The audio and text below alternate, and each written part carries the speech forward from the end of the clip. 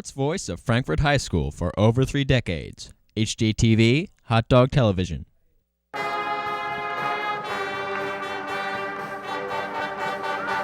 evening, ladies and gentlemen, and welcome to Case Arena. I'm Nick Riddick, and standing beside me is Nathan Royer. Tonight's game is the Lady Hot Dogs versus the Danville Warriors. Nathan, give us a brief rundown of tonight's events and future events for the Lady Hot Dogs. Well, Nick, tonight is the Lady Hot Dogs' last game, and tonight is senior night, where Rachel Kaufman and Allie Byrne will be getting announced at the beginning of the game. And all right, also, the Lady Hot Dogs will be facing Twin Lakes in the sectional game, and we'd also like for you to stick around as we get ready for the tip-off of this game.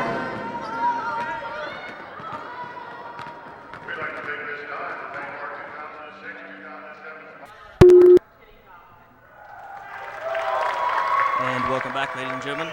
As you can see on your screen, we are currently in the middle of Senior Honors Night right now with Rachel Kaufman and her parents. Rachel learns 2 letters in basketball, 4 letters in soccer, and 3 letters in softball. She's a member of C Club at FCOM. Rachel plans to attend St. Mary's at the Woods College and major in special education.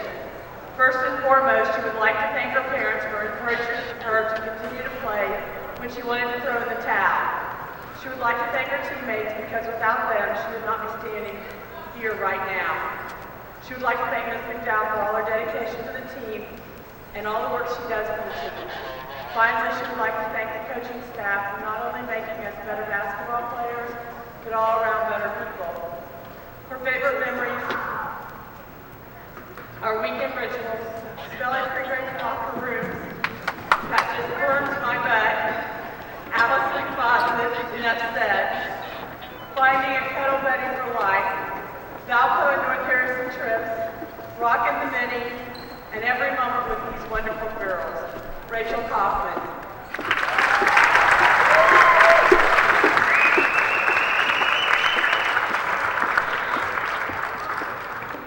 Our last senior is Allie Byrne, daughter of Charlie and Sarah Byrne.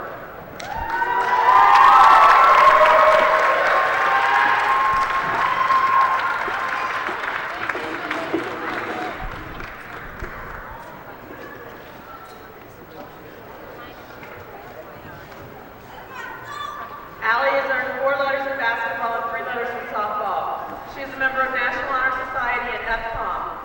Allie plans to attend Franklin College and major in physical education. She would like to thank her parents for everything they do for her, and her brother for being her biggest and best supporter. She would like to thank the coaches for making her the player she is today. Ms. McDowell for being an awesome person and all her hard work doing the book. And last of all, our teammates for making this the best year yet. Her favorite memories are all the weekends spent with the girls and causing trouble, like the sale sign in the ladies' yard.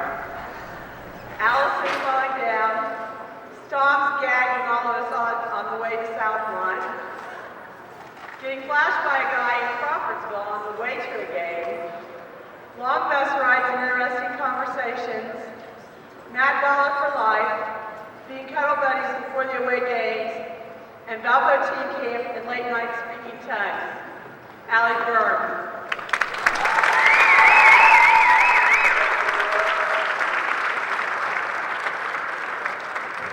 We would like to thank these young ladies and their families for many wonderful memories. Also a big thank you to the families of all of our young ladies for everything they do to make a long basketball season easier and more fun. You are all appreciated.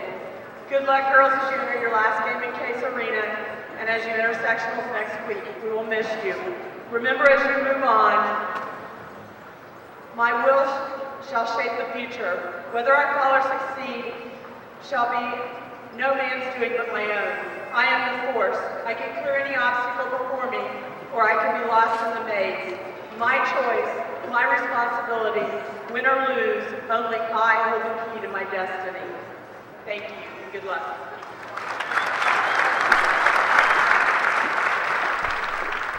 As you just heard there, very emotional Miss McDowell. She announced 2 seniors very valuable to this hot dog team, Rachel Kaufman and Allie Byrne, both who I assume will be getting the start tonight.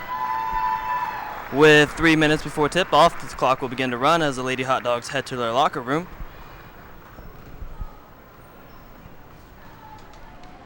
really, tonight's goals for Coach Niehaus is that with 3 minutes remaining in the game, he really likes to hold the ball. He said that lately the girls have been kind of rushing the game, especially when they have big leads. He said they would really like to maintain the clock tonight, and he said that he would also really appreciate. And as we go back to the floor, we are ready for the national anthem now.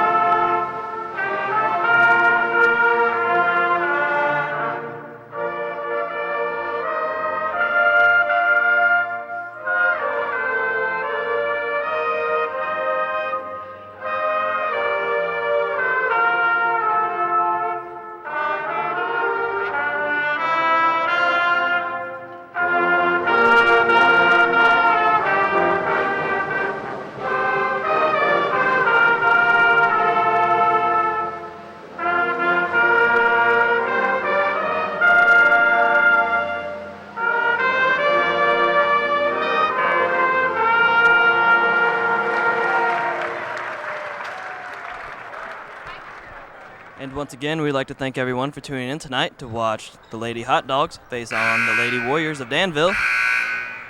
Pretty soon, begin tip off with 3 minutes as the clock will begin to run right now. Nathan, right now, tell us a few keys of Coach Niehaus's.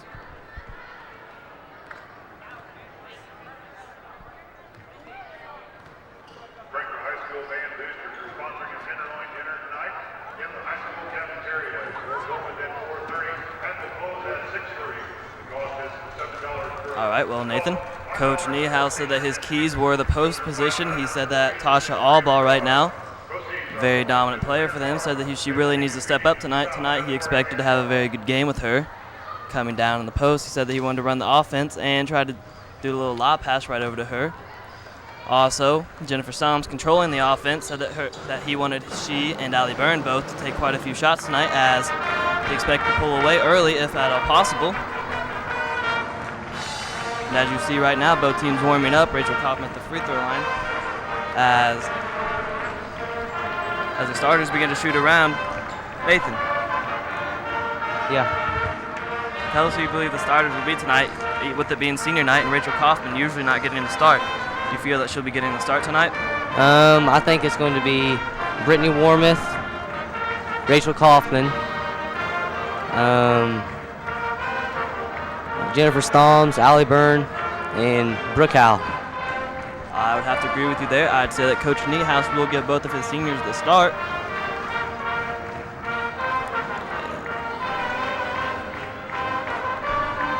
And right now, Frankfort stands at 7-4 on the season, while Danville stands at 8-4. Both teams very well evenly matched. Both very well evenly matched in size as well.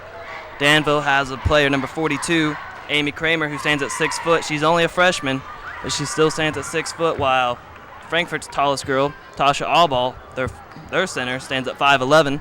That's really not that big of a height advantage right now, so that's why Coach Niehaus expected to be a battle down in the post area. With under a minute to go, both teams head back to their bench as we get ready for this tip-off. And right now, we will send it down to the floor as we have a special introduction tonight of both teams. And remember, sportsmanship creates winners for life.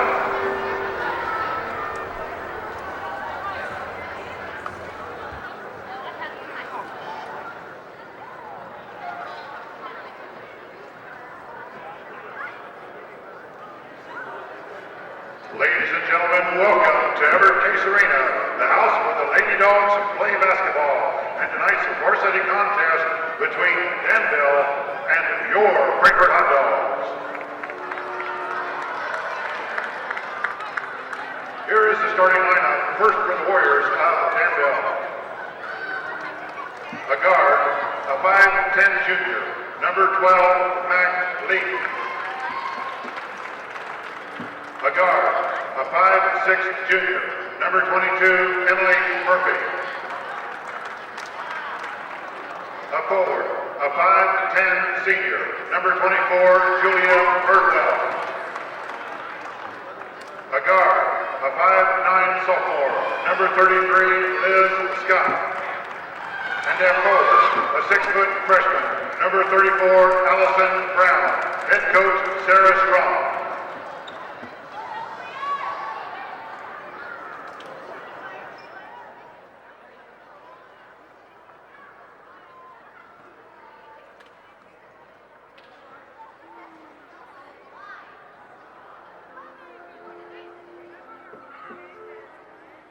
Now it's time to call out the dogs.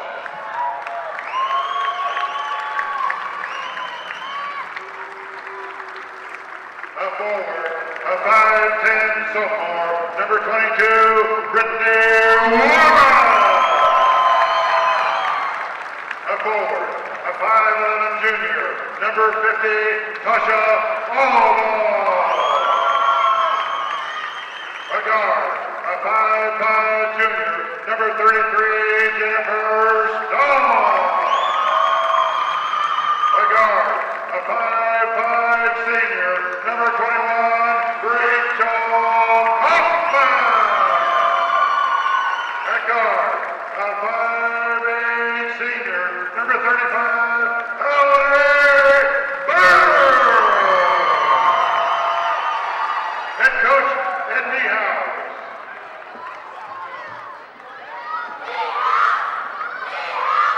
Officials for tonight's contest, Kyle Stackhouse, Brad Stackhouse, and Rachel Stackhouse.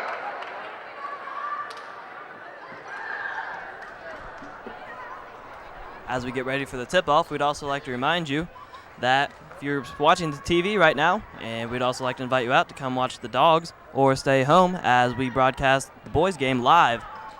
As our next broadcaster right after this, we'll be doing a doubleheader tonight. And as we come out, we see Brittany Warmouth getting ready to jump along with Amy Kramer from Danville.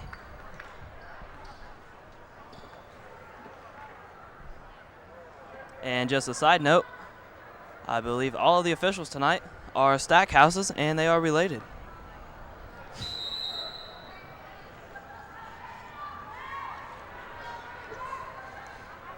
And Frankfort wins the tip-off right there with Allie Byrne with the ball. As we said, Rachel Kaufman starting tonight along with Allie Byrne, both seniors. Frankfort right now working the offense quite well. As we talked about that post position right there. See Tasha Alwell coming out for the scrap of the ball and out of bounds. Frankfort ball.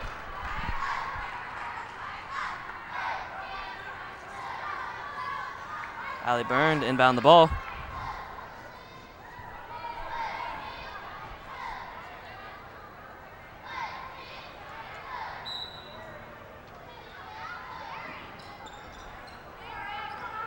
Jennifer Stoms with the ball right now. Finds Brittany Warmouth as she takes a shot and off the front of the rim. Rebound by Allie Byrne, put back up. And 2 points for the Dogs as the Dogs take a 2-point lead.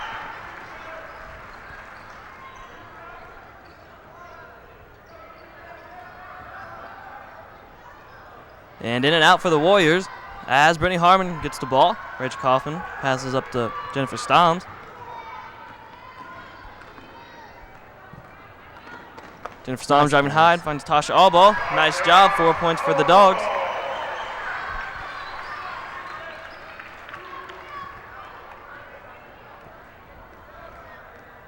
Tight defense there. Danville trying to work the ball around to the post. Nice and ball. Travel. As Nathan said, a travel right there.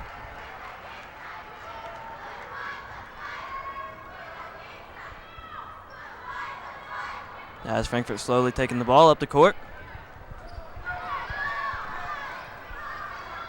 Allie Byrne steps up for three and off the rim. Rebound by Danville as they push very hard up the court.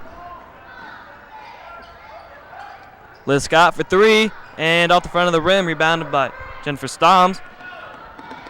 2-on-2. Jennifer Stein goes up for the shot. No good. Nice rebound. Nice rebound there by Tasha Allball. Nice rebound and put back by Tasha Allball right there. As that brings her total 4 for the night, 6 for the Dogs. And then Steal. good defense there by the Hot Dogs. Nice job. Steal there by Tasha Allball.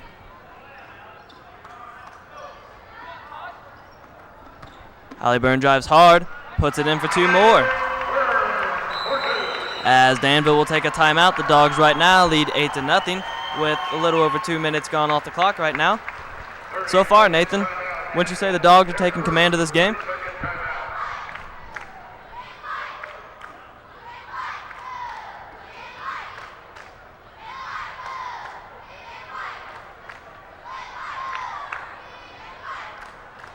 Thanks go out to another fine sponsor of Hot Dog Television Sports, Ray Rudd, Chevrolet Buick, Pontiac, GMC Cadillac. Whether you're searching for a new or used vehicle, researching financing options, or looking for a quick quote on a car, truck, or SUV, the friendly professional staff at Rudd's is ready to provide you with all the help you need. Stop by Rudd's today. And that was Ray Rudd's, located right on 28. As action's back.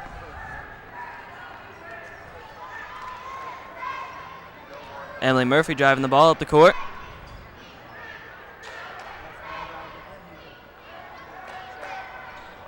Emily Murphy for 3, and nothing but the bottom net. And that brings the Hot Dogs 8, Danville 3. No, excuse me, they called that a 2-pointer right there. So 8-2, Dogs still lead.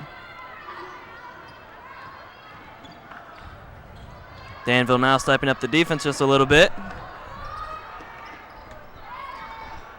Byrne looks to drive. Oh, and no one's there. Oh, tipped off Danville. Lucky break right there for the Dogs, as it will be inbounded by Allie Byrne.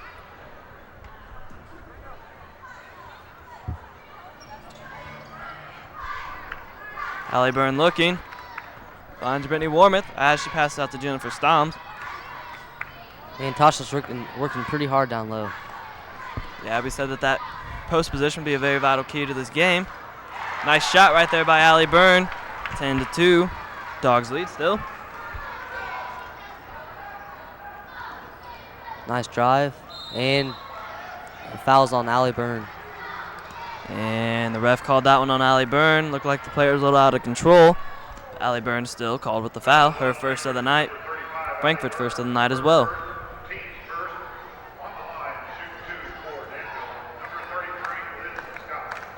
Liz Scott to the line for Danville. And an out.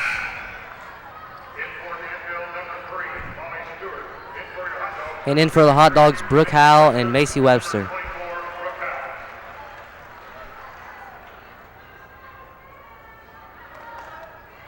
Liz Scott to shoot again.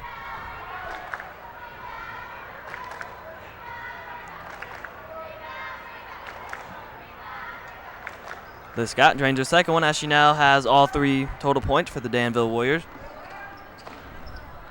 Dogs pushing up the court pretty hard. Jennifer Stom looks and drives. Nice. Oh. Stripped away by Danville. It's too high off the rim. 3-pointer, air ball. As Jennifer Stom rebound the ball, shoved away, and wow, scrap that ball's for it. going crazy.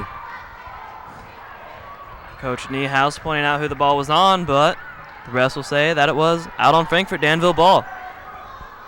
And a new face in the crowd for the Frankfurt Hot Dogs, Macy Webster. Not really playing a whole lot the early beginning of the season. Late in the season now, stepping up to play that post position.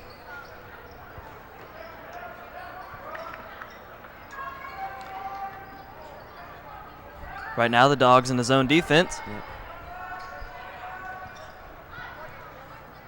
That's travel.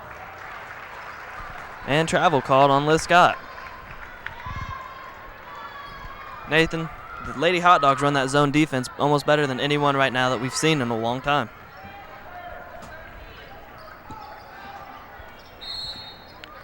And we have a whistle. Looks like a foul away from the ball.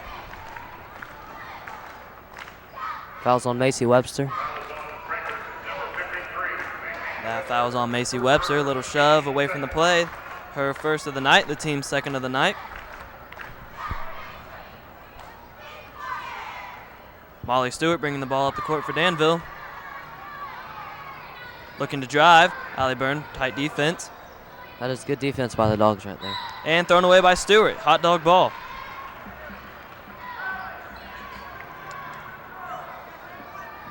As Danville will pick them up at half court. Just letting Frankfort take their time as Frankfort leads 10-3 right now. A little over 3 minutes left in the first quarter. And reaching in. Reach in foul. Reach in on number 22, Emily Murphy of Danville. Her first, team's first of the night. Out of bounds, Frankfort. Number 22, Emily Murphy, her first, team's first.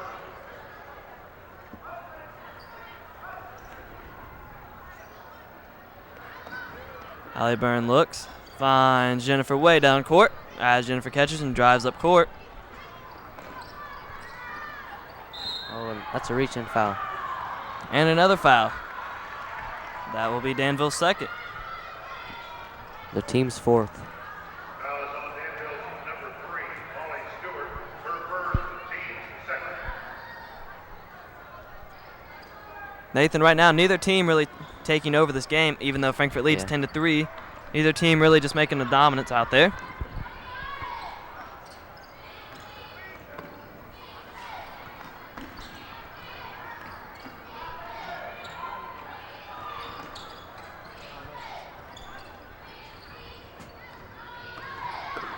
And Allie Byrne, she's going to be called travel. What I thought. Coach Niehaus seems okay with that call.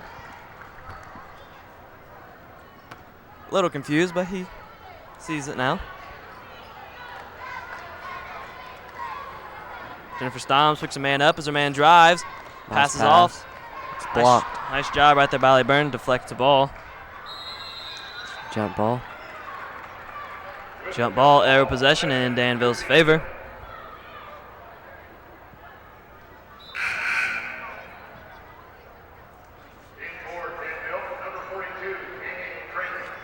In for Danville, Amy Kramer. Also substituting for your Dogs, Rachel Kaufman and Tasha Allball. Both just taking a little rest right there as there are a little over 2 minutes left in the first quarter. And the basket has not been scored in a little over 2 minutes. The score still remains 10-3 with the big three thrown up off the front of the rim. And out of bounds, Jennifer Stoms as she tried to save it, but threw it on the line. Danville looks to drive and shoots, and off the front of the rim still again. No score. Right now, neither team really able to muster up a shot to get it all the way to the basket as Allie Byrne drains a three. Nice job by Allie Byrne right there. I believe that was her 9th point of the game.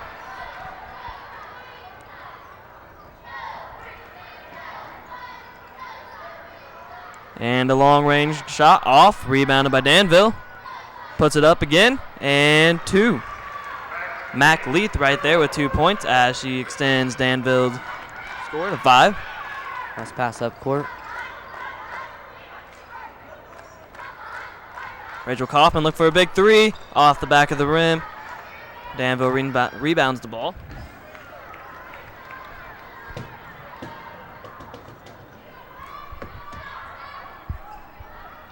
Danville trying to set up their offense right now, trying to get a shot right there in the little lane, and one.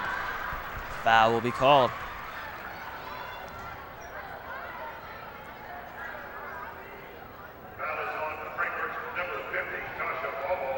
And that foul's on Tasha Allball of Frankfort. Her second, the team's third.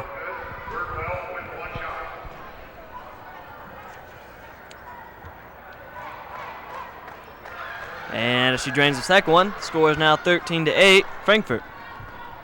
Jennifer Stoms, long range, finds Allie Byrne. Allie Byrne looking for Tasha Allball. She takes it back.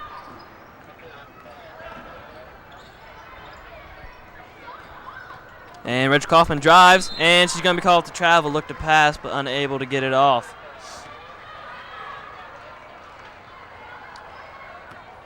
Danville to inbound the ball. As Molly Stewart brings up the ball, Jennifer Stom picks her up. Right there, nice job by Rachel Kaufman as the ball's passed back out. Long three, and it's good. Score now 13-11. Danville's thrown up quite a few of those threes, finally got one to fall. Allie Byrne looks to drive, shoots, and once again, nice job by Allie Byrne. 55 seconds to go in the first quarter. As I mentioned, Coach Niehaus wanted Allie Byrne to really step up and take quite a few shots.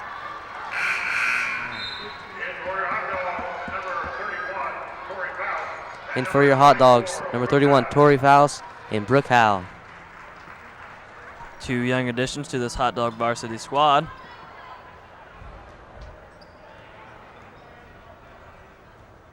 Jennifer Stom slowly bringing the ball up the court as she will look to shoot. And we'll have a shove right there on number 12, Mac Leith of Danville. Tried to go for the steal, instead he got the body of Allie Byrne as she went down. It looks like Emily Murphy's coming in for the Danville Warriors.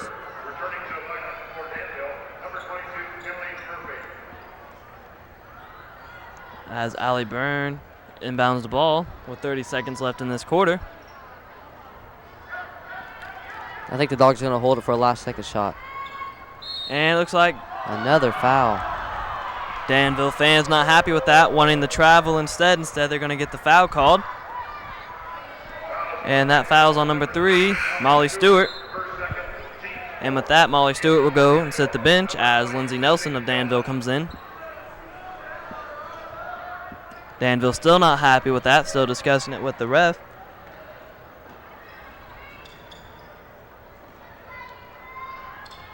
.30 seconds left right now. Allie Byrne finds Tasha Allball down low, puts it up, off. Rebound by Danville. Danville pushing. They're going to hold it. Danville drives, looks, passes back out, passes over again. Shot clock winding down, and on that note, we're going to have a foul.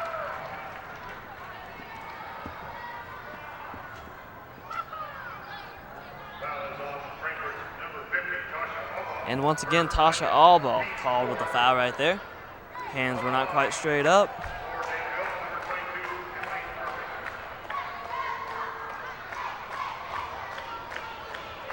Emily Murphy drains the first one as that now brings the score 15-13. And in for the hot dogs, Brittany Wormuth.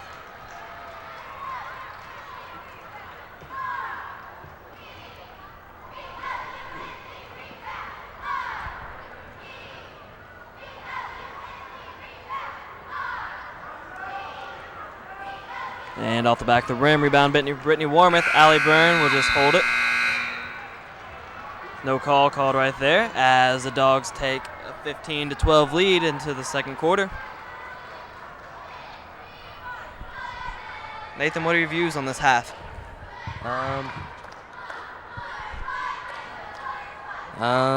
On this half, I think the Dogs are going to keep that zone defense up because it's been causing Danville to throw away the ball. All right, and as you said, Frankfort is they do execute that zone defense very well. As what I saw, though, was Allie Byrne really stepping up. Allie Byrne having 11 of the first 15 in the first quarter. She really stepped up really big right now. Even though it's senior night, that means no excuse because she usually does step up very well. Yeah. Tonight's game is proudly sponsored by Schultz's IGA, located at 656 West Walnut Street in Frankfort. IGA providing you with quality meat for decades. IGA, the only choice for goods at neighborhood-friendly prices. IGA, people you know and trust. Visit your hometown proud, IGA. And that's IGA here of Frankfort. As you're coming home from Lafayette, for you commuters, just stop by and pick up your groceries. And also, as we come back out to the game to start the second quarter, Frankfort leads 15-12, and it will be Frankfort ball. Jennifer Stomps have been pretty quiet today. Jennifer Stomps has been quiet as Allie Byrne's been taking over her position. And a little delay right now of the game as we have a little bit of blood on Danville's side. A little bleeding of the tooth. And Jennifer Stoms to bring up the ball. Tori Faust with the ball right now. Finds Brittany Warmoth. Byrne looking. Right now, Frankfurt just great ball movement.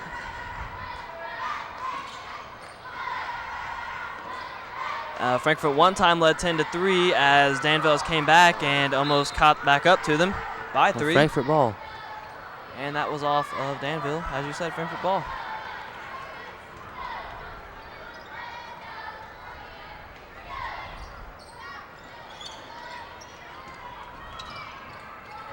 And Jennifer Stom looks to drive, drives hard, pump fake, shoots off the front of the rim. Rebound by Danville. See what defense the Dogs get into. Looks to be a man-to-man. Yep. And we'll just make note that Molly Stewart of Danville, their main point guard, is sitting out right now because of foul troubles. Danville chucks up a big one and rebounded by Brittany Warmoth. Pass up. Long pass. Tipped away by Danville. And Frankfurt ball. Yes, it is. Frankfurt ball as Allie Byrne to inbound the ball. Right now, Jennifer Stom's calling for the ball as Allie Byrne looked. And Jennifer Stom receives it. Back out to Byrne. Jennifer Stom's a little clumsy with the ball right now. And timeout. Timeout. Jennifer Stom's right now really not feeling it, I suppose, as her ball handling isn't what it usually is. Yeah. She has been pretty quiet. Nathan, you've been kind of quiet. Tell us what you think of Jennifer Stoms. Oh, well, she's usually a really good ball handler. She pushes the ball up the court really well. And I haven't seen her do that tonight, so. I've seen her push the ball up the court very well. She just hasn't been the shot shooter that she usually is. Yeah. Usually by now, she usually at least has at least 8 points. Yep. Jennifer Stoms usually averaging one of the highest on the team, right alongside Allie Byrne, as Allie Byrne herself stepped up.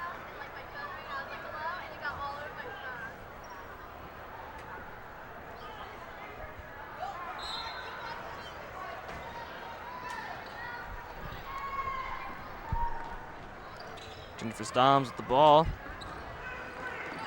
Finds Allie Byrne. Allie Byrne looking. Looking more, finds and deflected. Rebound by Tori Faust.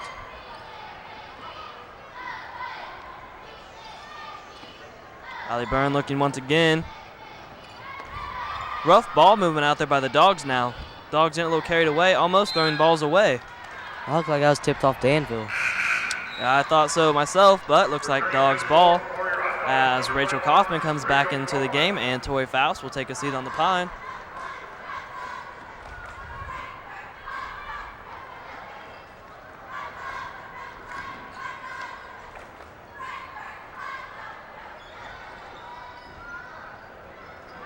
Frankfurt right now trying to set up a trap as Danville shoots, air balls it, and she stepped on the line.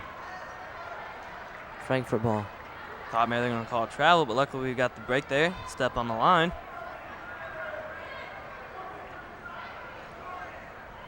Jennifer Stoms very slowly bringing the ball up the court as she steps things up.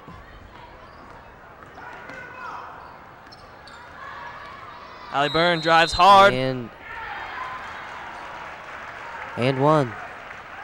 Nice job right there by Allie Byrne as she drove hard. Wasn't sure if they're going to be called on the floor or not. Luckily, she got the basket to go, and Allie Byrne goes to the floor or to the line for one.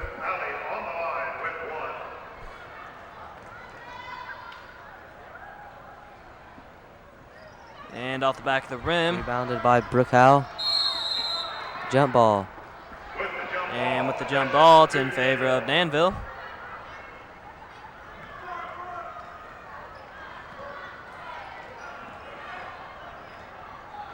Danville now setting up their offense as Emily Murphy, secondary point guard, steps up, takes the place of Molly Stewart as Brittany Warmoth intercepts the pass, lets it go. Touched by Danville. Frankfurt ball. Frankfurt very happy with that call. Danville quite the opposite, with a few substitutions. In for Danville, Allison Brown. Allison Brown, another 6-foot freshman, coming in for the first time tonight. So far, Danville having great size advantage with 2 6-foot freshmen. Really haven't hurt the Dogs yet. Yep. The Dogs maintaining a 5-point lead, 17-12 right now, with 5 minutes left in this half.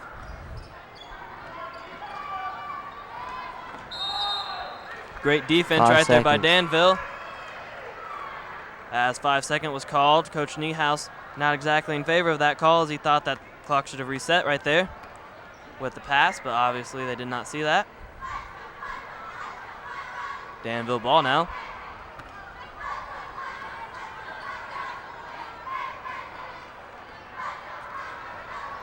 Danville pushing the ball now. Frankfurt once again. Nice D. He's fouling Rachel Kaufman. Nice hustle foul right there on Rachel Kaufman, hustling to try to steal the ball. Commits a foul. Luckily it's only her first.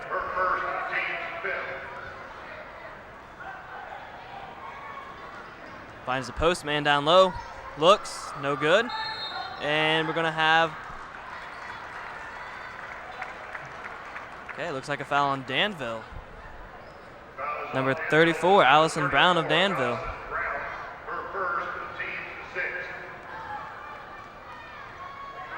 Jennifer Stom setting up her offense.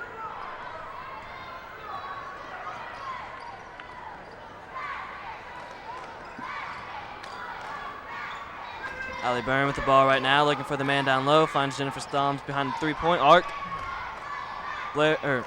Brittany Warmouth, no good right there. Rebound by Danville.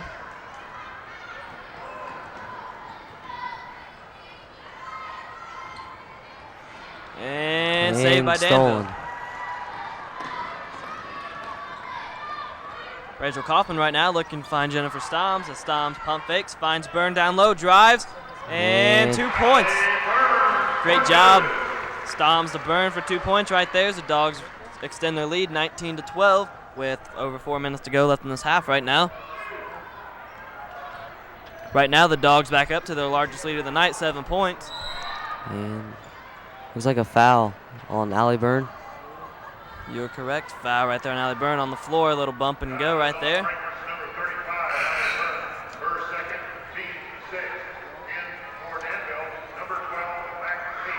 And in for Danville, Mac Leith.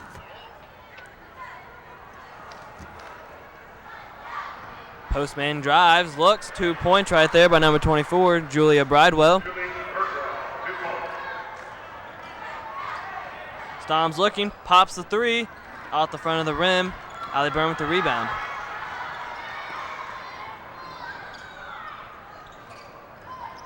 Rachel Kaufman to reset the clock as she goes back out over to Stoms. Stoms behind the back and a little bump right there. That's 7, I believe. That should be 1-1 right now. Stoms should go to the line. Man, these refs aren't letting anything slide today. No, they're calling this game quite closely. And in for Danville, Amy Kramer. As I'm sure with these officials being related, they feel that they are in control since they have nothing to fear with each other's support. Nice job by Jennifer Stoms as she drains the first one in the 1-on-1. Stepping back up for her second.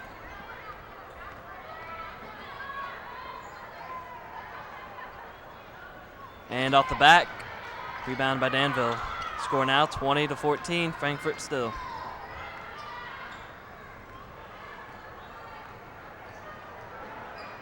Danville looking.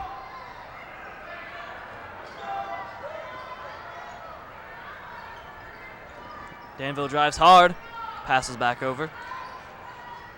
2. And 2 points right there for Danville. Emily Murphy. And with that, we have a whistle. Yeah, we just have a messed up net right there, as it will be Frankfurt ball.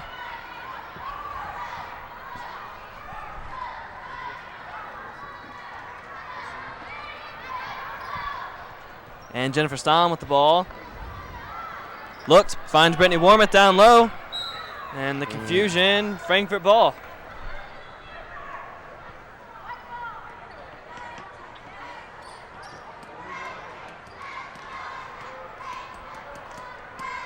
Brittany Warmoth with the ball, finds Jennifer Stahms. Stahms finds Byrne. Byrne fake. Looks again, back out to Stahms.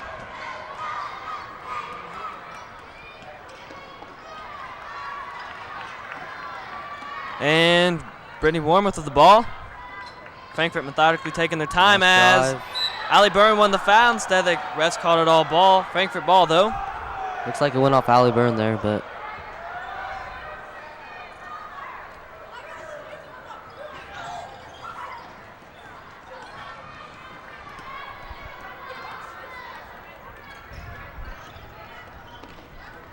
Allie Byrne looking. Blair Howe drives travel. and forgot to put that ball down before she took that step. Danville ball.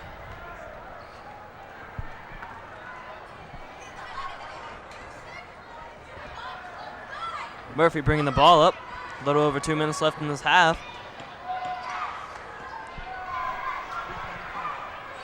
And Danville throws it away, but they get their own ball back. nice Allie outside Byrne. defense. Great job right there by Allie Byrne, as you said. Stamm drives hard, looks, goes. And she got fouled. Great job by Jennifer Stahms drawing the foul right there. She took it up hard. And she said that she was on the ground. But So it's 1 and still 1. 1 and 1.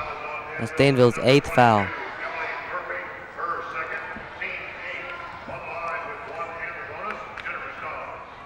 As you see right there, the foul. Jennifer Stahms didn't quite go all the way up, so they called it on the floor as she drains her first one.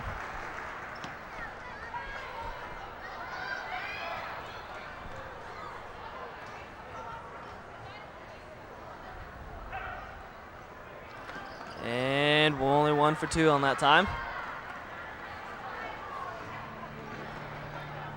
2 minutes left to go in the second quarter.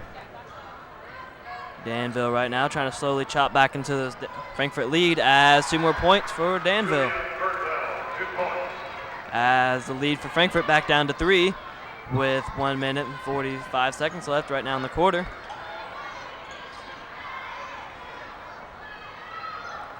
Blair Nice Howe. And no good, no foul either.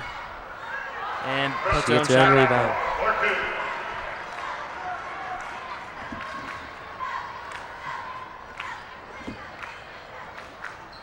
Now the Dogs still lead have a lead of 5, 23 to 18. Brittany Warmoth, great D right there. Jump ball, great job by the Frankfurt's Dogs. ball. With the jump ball possession to Frankfurt. In for Danville, number 20, Lindsay Nelson. In for Danville, Lindsay Nelson.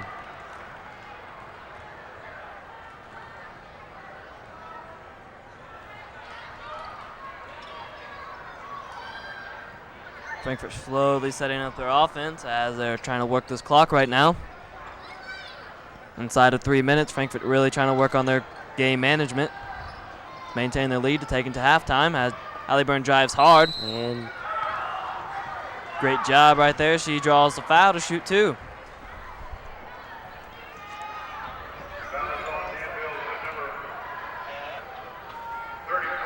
And that foul is on number 34, Allison Brown, the freshman of Danville. as you can see on the instant replay.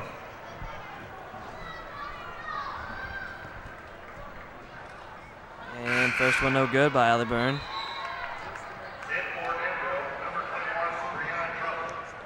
And in for Danville, Brianna Trump.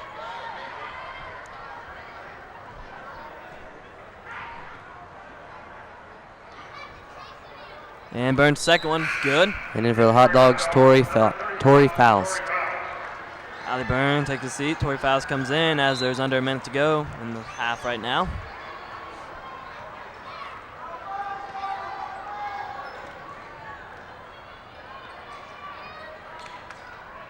Danville looks, drives, and in and out of the basket. Rebound by Danville. Jump ball, favor of Danville. Right now the Dogs have a 6-point lead. Danville's hoping to cut that down to 4. or less if possible, as there's only 42 seconds left in this half.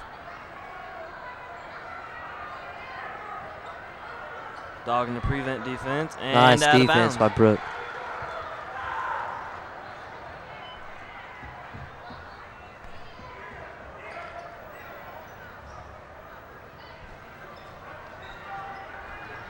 Danville looking, finding nothing, way out there. Oh, there we go. Exactly what Coach Niehaus is looking for, travel. And back in for the hot dogs, Allie Byrne.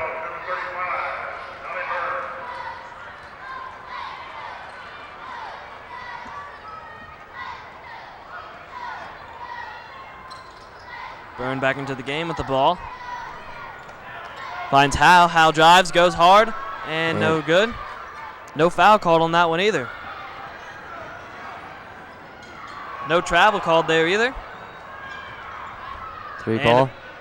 Big three off the back of the rim, rebounded by Frankfurt, and now we will have a call. And the call will be in favor of Danville.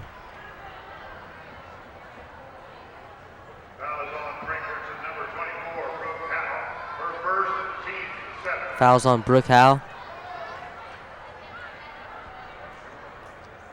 And with that, that's Frankfurt's 7th. The team will now be shooting 1-on-1. And Julia Birdwell will be at the line right now, a 5'10 senior.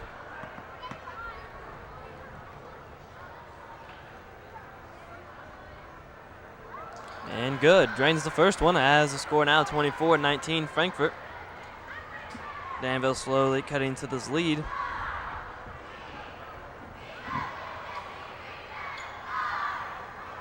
Drains the second one, 24-20 now. 10 seconds left in the half right now. Jennifer Stoms drives. Byrne drives over to big shot off the front of the rim. Rebound. Put back up and she's foul. That was a nice way to get position there. Great job by Brooke Howe to draw the foul before the half comes to a close with there's only 1 second left. And right here, Frankfurt could take a 6-point lead.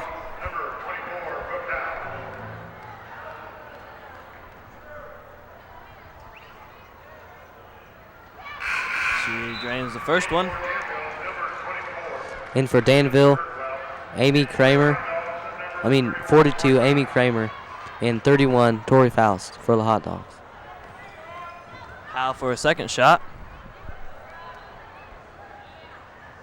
And 2 for 2 as she extends the Hot Dog lead to 6. As the score now 26-20 as halftime is upon us as the first half comes to an end. Don't go anywhere though. We would like for everyone to stick around as we have recognition of senior sport athletes. So, Nathan, give us a brief recap of this first half. Your goods and bads. Well, the good things I saw were that the Hot Dogs played really good defense. And the bad things were that when Danville stepped out of their defense, the Hot Dogs seemed to be throwing the ball away. I mean, not as much, but it's harder for them to get the ball off.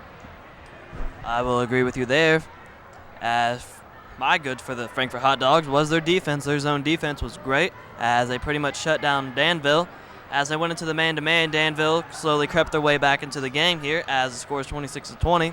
I would expect to see the Hot Dogs come back out in that zone defense. Yeah. Also, Allie Byrne so far having a great night tonight, along with Jennifer Stoms being a great ball handler right now, as both of them really coming up big in this game. As we now would like to direct your attention to the camera to the side as we now see Allie Byrne, our big scorer so far of the game, for senior recognition.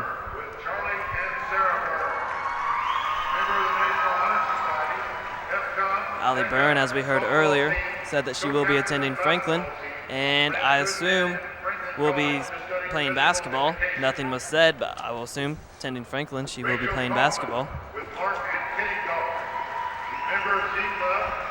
Rachel Kaufman, also tonight's senior. She will be attending St. Mary of the Woods, where she will be doing soccer.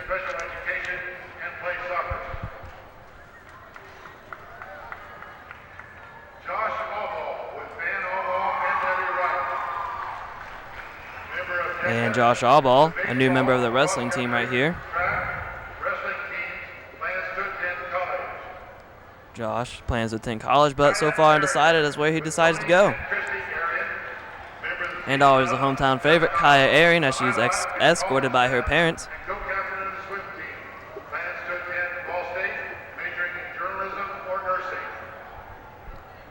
Kaya also a very good swimmer. Nothing was mentioned of swimming as she will be attending Ball State. Carla A's, varsity cheerleader at Frankfurt for 4 years. She will be attending University Kokomo, Indiana Kokomo. University Kokomo, majoring in psychology. Josh Ball, with Jerry and Stacy Ball, member of the National Honor Society. Josh Ball, member of the swim team, has quite a few colleges. One of those kids that's undecided right now. At either DePaul, Hanover, Butler, or Purdue.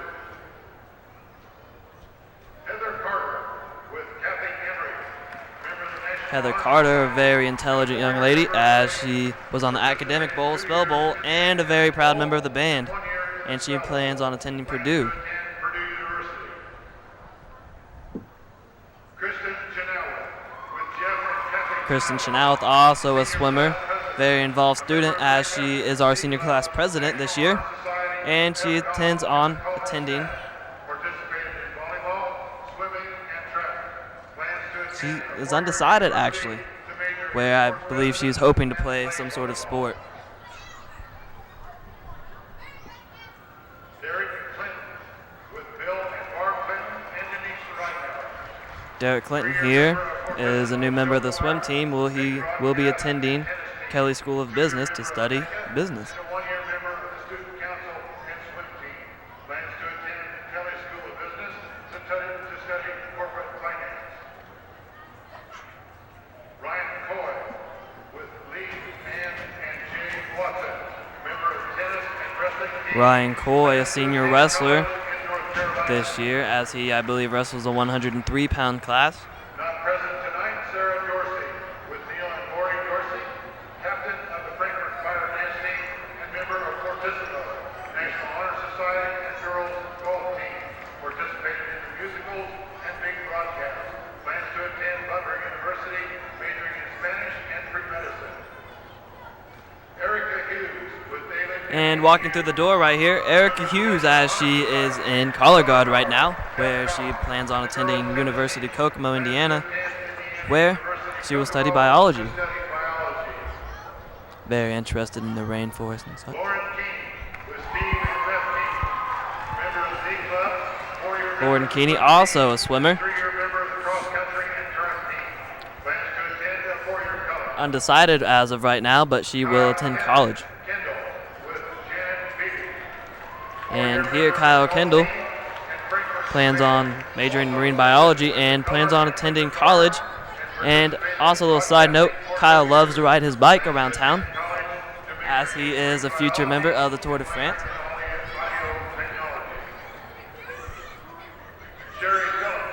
Sherry Phillips tonight. She is also on tonight's homecoming court. Sherry Phillips right now is in the Spell Bowl and Frankfurt Band as well. She'll be attending University of Indianapolis, majoring in nursing and pre-medical studies. Best wishes to any of the doctors.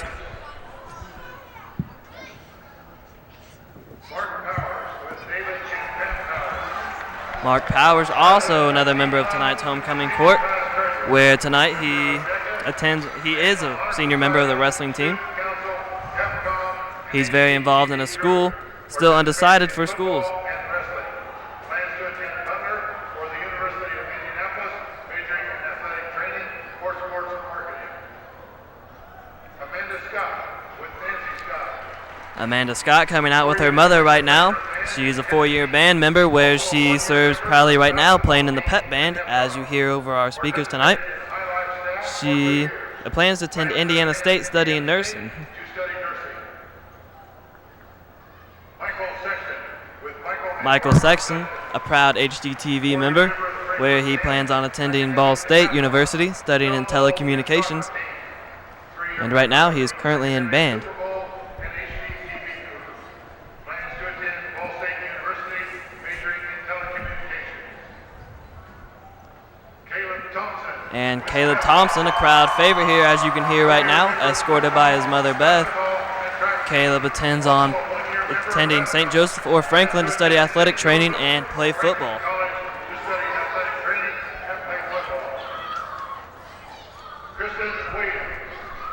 And Kristen Williams, a varsity cheerleader right now, member of DECA, the highlight staff, and also she too plans on attending Indiana University Kokomo to major in nursing.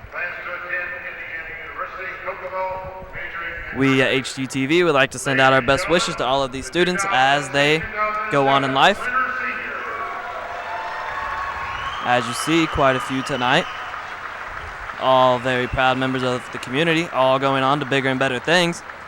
And we'd also like for you to stick around as we send it back to the studio for today's daily announcements.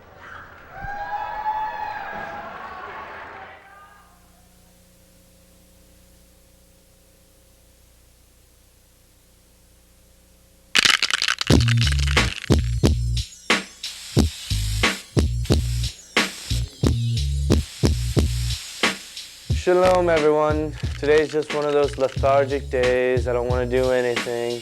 So let's get into the random slides of the day. Hot Dog Television wants to say hello to Mr. Masters class. You guys keep it up, stay in school, and be cool. Next. TGIF, thank God it is Friday. Woohoo! Next. Trivia challenge today is a musical Colts question, so everyone get ready for the melody of my voice. Next. Homecoming 2007, there's a lot of things going on, so we want to keep an eye on for all those. We got a pep session today, a tenderloin dinner, senior athletic recognition, and the cheerleader dance routine, along with our victory dance at the end of the game. Next, the sectionals continue tomorrow. Still, the best of luck out to our lady swimmers. Next, good luck, Sarah, at Junior Miss. Sure you'll do well. Next, Supper Bowl this Sunday. That's it for the random slides of the day. Now here's Emma with today's news. Thank you, Jesse. There will be a tenderloin dinner for the Winter Guard in the cafeteria tomorrow starting at 4:30. Tickets are $7 per adult and $5 per student or senior citizen. Children 5 and under are free. Best Buddies members will be meeting up with Miss Gacy's class at the homecoming game tomorrow and will stay for the dance. The Health Division of Ivy Tech in Lafayette is offering information on their nursing program. There are also information sessions regarding the Indianapolis campus's radiological technician program, which students can begin in Lafayette. These sessions are open to anyone and no appointment is necessary. See Mrs. Blank for more information. College Goal Sunday is at Ivy Tech on Sunday, February 11th at 2 p.m. If you need any assistance filling out your financial aid application, this is a great opportunity. See Mrs. Blank or Mrs. Fearnot for more information. Finally, FCA will be hosting a Valentine's Day get-together on Monday, February 12th at Kyle Stewart's house at 7 o'clock. See Mrs. Kozik with any questions. That's all for the news. Now back to Jesse with weather. Thank you, Emma. Let's take a look at the map. As we see here, the snow that was in Indiana last night and this morning, that left us a little dusting, but that's clearing out of the state later on today. Let's take a look at the current conditions. The current winds are west at 6 miles per hour, and the current HD TV temperature is 25 degrees. Now let's take a look at the extended forecast. So we can see here, cold temperatures throughout the week, very, very cold, just getting colder and dropping, and there's going to be some snow in the area, so everyone pay attention, just get used to that cold weather for a while. That's it for the weather update. Now let's send it to the sound room for birthdays and lunch.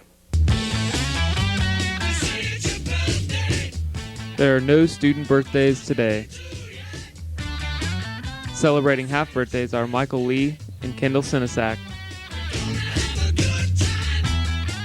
Weekend birthdays include Carlos Lopez and Andrea Sanchez. That's it for birthdays. Let's take a look at lunch. Today for lunch we'll be having a cheese quesadilla, corn, salad, fruit, and on the specialty line, Salisbury steak. That's all for lunch. Let's send it into Ben with sports. Thank you, Justin. Let's get into sports. Good luck to Ross Fiddlers. He will be wrestling in regional action tomorrow morning at North Montgomery. Winter senior athletes will be introduced at halftime of the girls varsity game tonight at approximately 6:30. You must have your information turned into the athletic office by 9:30 this morning. Again, you must have your information turned into the athletic office by 9:30 this morning. And don't forget about the victory dance tonight after the ball games. IDs are required along with a $2 admission fee. There will be prize drawings as well as a karaoke contest with the winner receiving a $20 card. That's all for sports. Now here's Jesse with the Trivia Challenge answer and update. Thank you, Ben. Don't get any more excited. You might pop. Yesterday's answer was $2.6 million. Let's take a look at the leaderboard. With 46 points is Mr. Hammond. With 40 is Potts, 39 Ewing and Good. With 35 Fletch, and with 32 Gookin and Smith. Now it's time for today's Trivia Challenge question. Here's today's question. Name the musician who wrote Lord Help Our Colts. Let me repeat the question one time. Name the musician who wrote Lord Help Our Colts. That's it for today's daily announcements. See you guys Monday.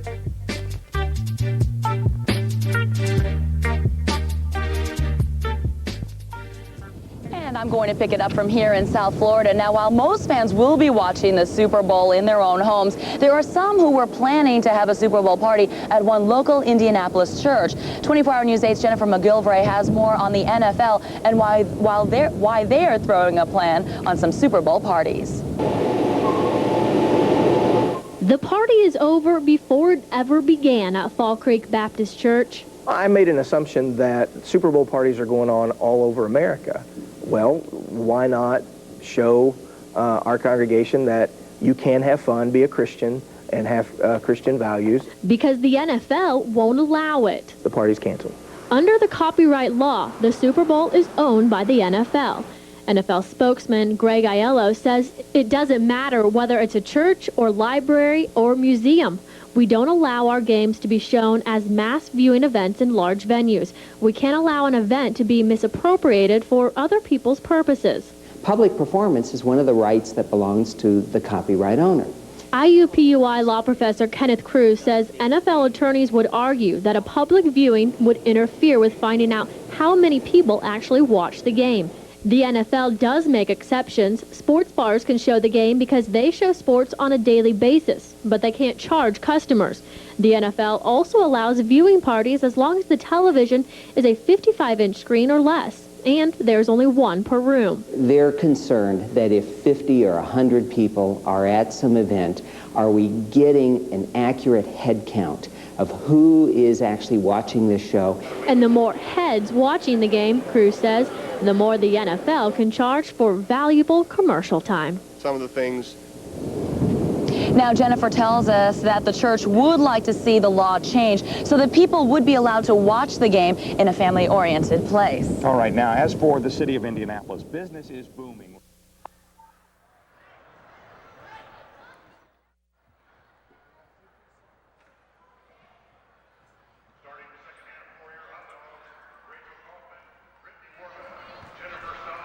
And welcome back, ladies and gentlemen, as we welcome you back from that short halftime. As you saw, senior sports honors, as we have over 30 seconds left, and we get ready back into this game. If you can hear that catchy tune, that's the Frankfort Pep Band playing the school fight song. If you would like to hear that live, we would like to invite you out for our next game, which is coming up right after this one, which will be the boys take on the Danville Warriors, as both face off tonight at 7:30 tonight. Right now, we come back at you with live action of Lady Hot Dog basketball. Both teams very excited right now as Frankfort still holds a 6-point lead with that right there. Not quite their biggest lead of the night, which was 7, but close to it. As both teams come back into the court, it will be Danville ball.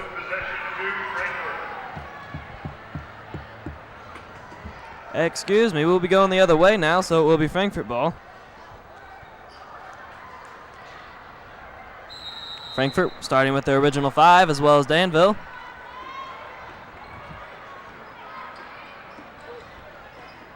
Already I can see that Jennifer Stom's very fired up. She busting through the wall there of a pick as she pops a big 3 and off the front of the rim. No foul called there. And jump ball. And Danville ball.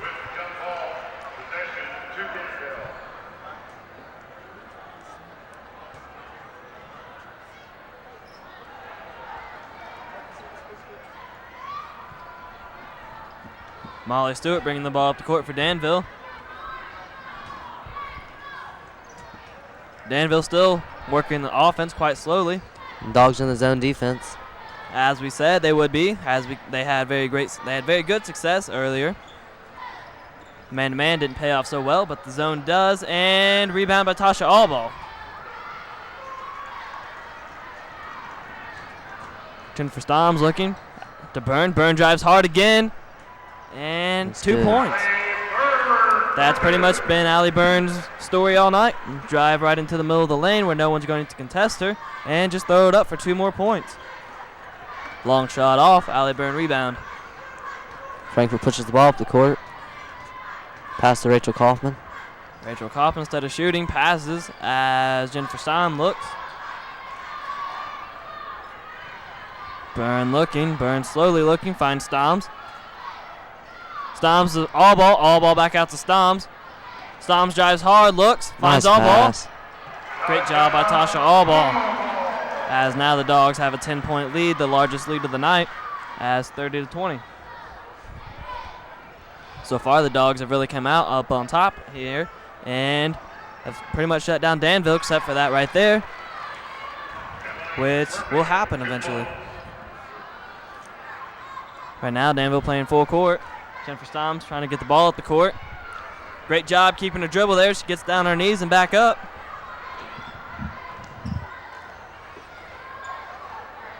Jennifer Stoms, long three off the front. All night, it's been her story, just short. Byrne looking, and She's on fire tonight. She is on fire. she's pretty much just automatic tonight, so we can call her the machine. Danville drives down low. Tasha Allball contests, but cannot finish the job as 2 points Danville.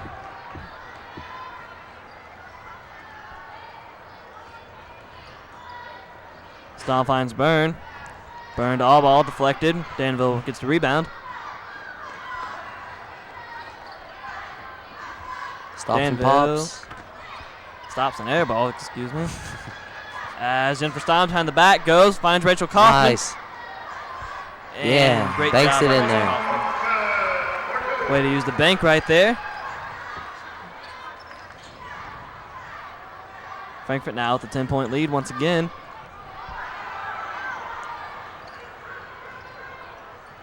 And deflected. Nice D. Frankfurt ball. Great job right there by Rachel Kaufman deflecting the ball. Kaufman open once again. Back out to Warmouth. To Byrne for three. And Wow. she drains it. Allie Byrne right now Jeez. leading the team on scoring. As with that shot, Danville will be forced to take a timeout with She Allie is Byrne. on fire. As you keep saying, on fire. On fire, Nick. And a full timeout taken by the Dogs. Bastille Perimeter Systems is another proud sponsor of Hot Dog Television Sports. On your order, it's measured in linear feet. On your site, it's measured in decades. Designed to impress, built to endure. That's Bastille Perimeter Systems. And if you like a fence built around your property, remember Bastille. The best there is, the best there will be, Bastille. As the Dogs as Danville called a full timeout, trying to set up a defense to shut down that Stoms to Byrne duo, as Jennifer Stoms just passes right over Allie Byrne. Allie Byrne so far has not missed a shot in the second half, with the Dogs leading 37-24. And just a little brief update. Danville will be substituting as Lindsey Nelson will be coming into the game. And then for the Hot Dogs, Brooke Howe.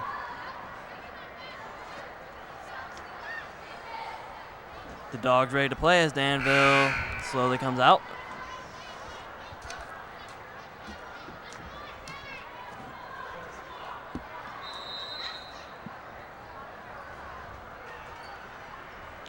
Danville looking to get back into this game. Driving hard, shoots, off, rebound. Dogs pushing up the court. Nice pass. Nice fast break point right there. Great job, Rachel Kaufman catching the ball, taking her time, putting the ball down, and putting it up for two. So far, the transaction defense by Danville has not been that great, as Rachel Kaufman's been open quite often. Allie Byrne, arm straight up, unable to get anything on that one. Nice move there by Jennifer Stoms. Stoms is a gifted ball handler as she passes over to Kaufman.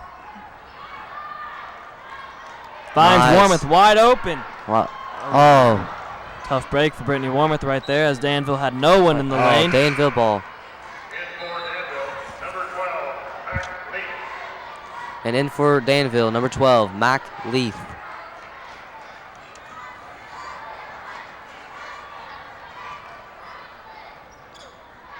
Molly Stewart bringing the ball up the court. And looks like Frankfurt will go back into their man defense.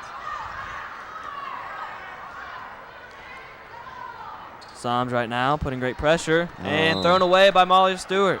Frankfurt ball.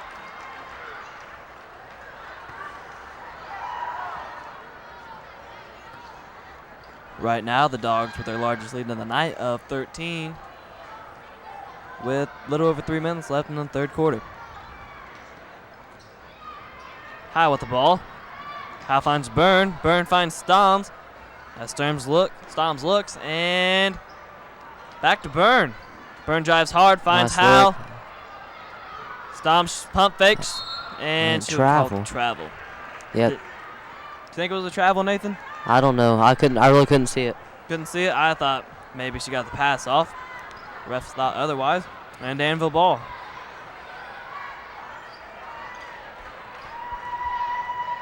Pick and roll there. Nice help side defense by Allie Byrne. Great job by the Dogs back And into she the stepped zone. out. Danville, a young team, as is Frankfurt. Only different as they're very evenly matched, both having only 2 seniors. And then for the Hot Dogs, Tori Faust and Tasha Allball. So age cannot be blamed on this so far margin of victory, I suppose, for the Dogs, as both teams are evenly aged. Tipped off Danville.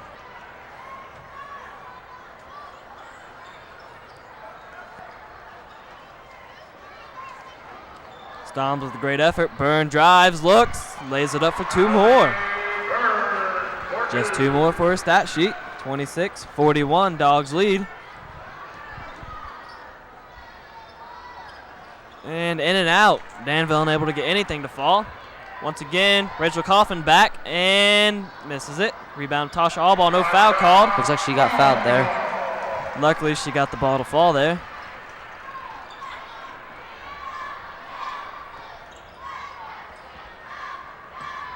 Danville drives hard, looks, throws it up, no good. Jennifer Stoms with the ball now. Pushing the ball up the court. Nice pass. Dishes over to Coffin for 3. Off the front of the rim.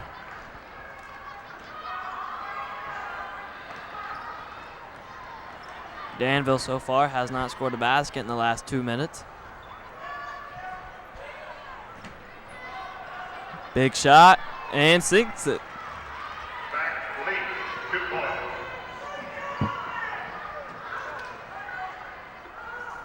And with that, Coach Niehaus takes a timeout. 30-second timeout, Coach Niehaus.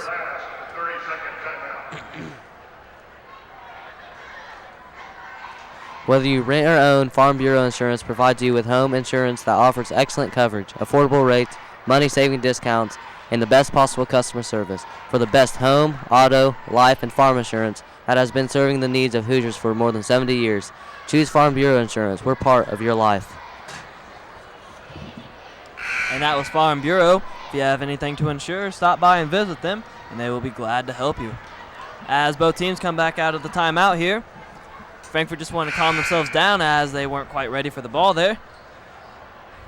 I'm sure Rachel Kaufman will now inbound the ball. And a few quick substitutions before we get on our way here. And they hold them off as Jennifer Stom brings the ball up the court. Stom's driving very hard, takes it to the basket, dishes out to Faust. Out of bounds, Danville ball. In for the Hot Dogs, Brittany Warmouth. Warmouth comes in as Byrne goes and takes a seat, as Faust will now be playing with Frankfurt having such a large lead right now. Danville looking just a score Nice right fake. now. And she banks it in. Great use of the backboard there. She finally gets one to fall. Score now, 14-point lead for Frankfort, 44-30. Excuse me, they changed it, 43-31 now. Nice dish. And no good, rebound Danville.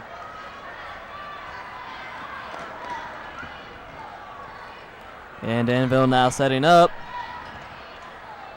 Finds a post man, puts it in. Nice help side defense by Tasha. Not get the roll.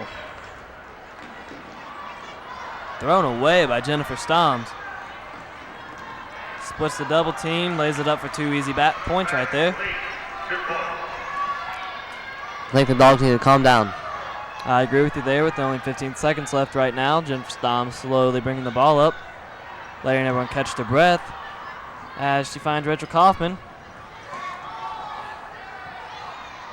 And Stoms drives, looks. Yeah. No shot. Foul Danville. Out of bounds. Frankfort ball. That is Danville's first of the half. And then for the Dogs, Brooke Howe and Allie Byrne. As Rachel Kaufman and Tori Faust both receive high fives from the coaches. And then for the Warriors, Liz Scott and Emily Murphy.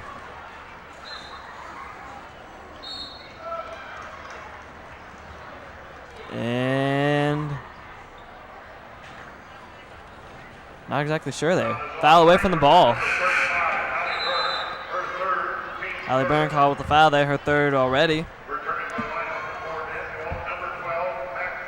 And then for Danville, Mac Leith.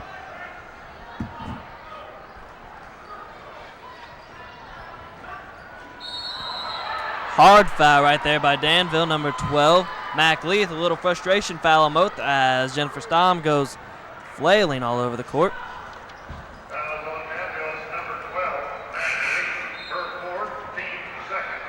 And for Danville, number 22, Emily Murphy.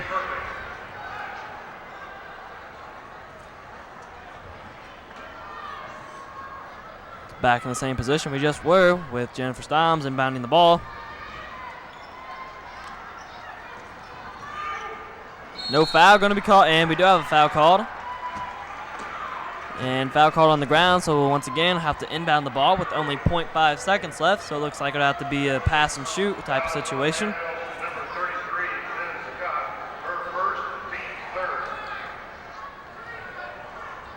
Allie Byrne goes. They got to catch and shoot. Finds Warmouth and no good. Frankfort right now at the 10-point lead, 43-33, as that comes to a close of the third quarter. Nathan, so far, what'd you think of the Dogs' performance? Well, the Dogs' performance has stepped up from the first half to the second half. They've just been doing pretty good. All right, and with that, Danville, on the other hand, unable to get a few shots to fall. Another proud sponsor of Hot Dog Athletics is Ray Rudd Chevrolet Buick Pontiac GMC Cadillac.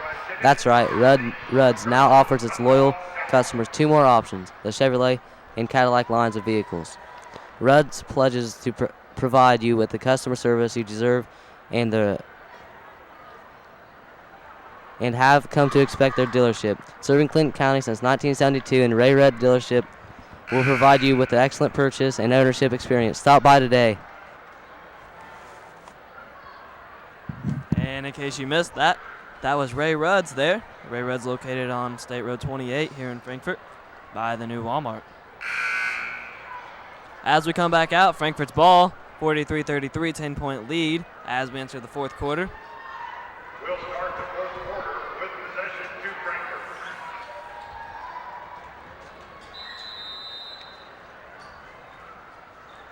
Stoms with the ball.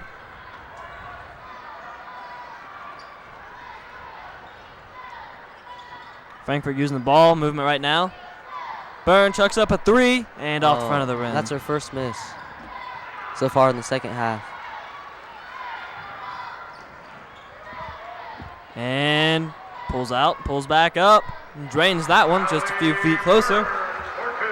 45-33, Dogs lead now. Emily Murphy with the ball, passes over.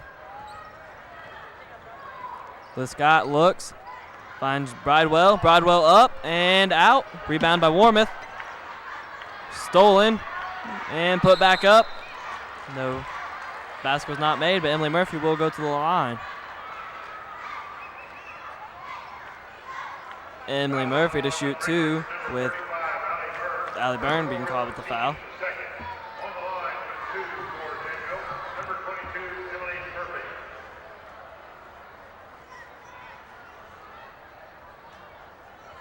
Murphy to the line for her first one. And off the front of the rim. And for your Hot Dogs, Rachel Kaufman. And for Danville, Molly Stewart. As Rachel Kaufman comes into the game, Allie Byrne goes to take a seat.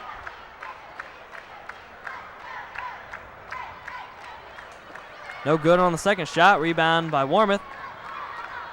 Long pass, Kaufman. Back out to Warmouth. Warmouth looking, finds Kaufman once again.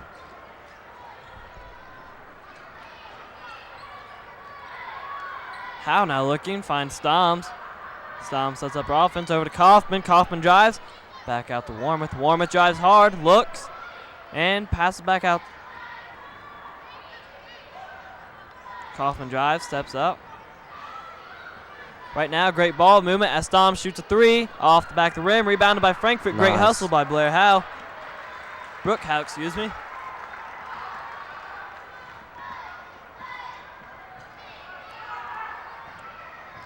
Once again, Frankfurt really working the ball. Tasha Allball, great job. She lays down 2 more points.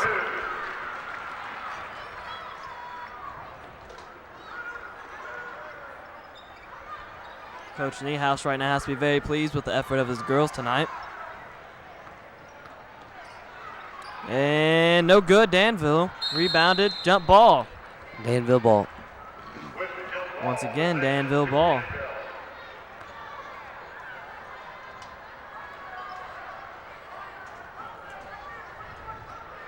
Seems almost like deja vu as Danville once again gets the jump ball out of bounds. 2-pointer on the way, and not even close. Back and Nice hustle by Jennifer.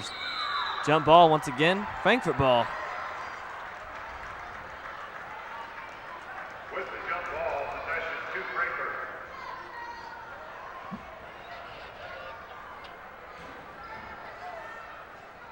And you see the great hustle, and ball ripped away. A little frustration there on Danville's part. As we're back to the game, Warmouth looks, finds Howe. Frankfurt right now really just working the ball, shaving some seconds off the clock.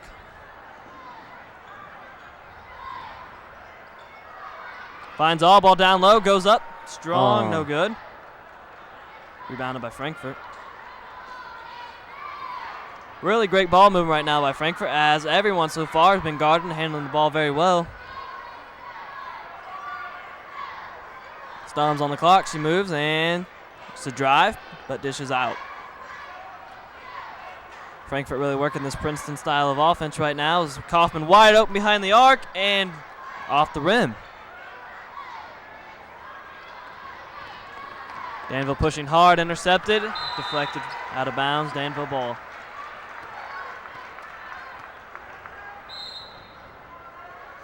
And with that, we're going to have a timeout, Danville. As Danville looking for a timeout. Coming home from work and you need to pick up something for dinner? Don't wait in line when you could just stop at your hometown Schultz IGA and be in and out in minutes. If you see our general manager Eric Woods, tell him HDTV sent you. Schultz IGA, located here in Frankfurt. One of our fine establishments. It's been around for quite a few years. Remember, if you see Eric Woods, HDVT sent you.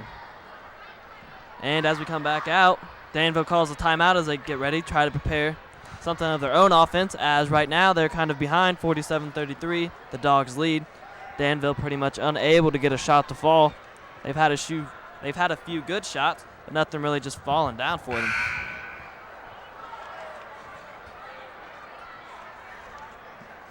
And with that, we come back out.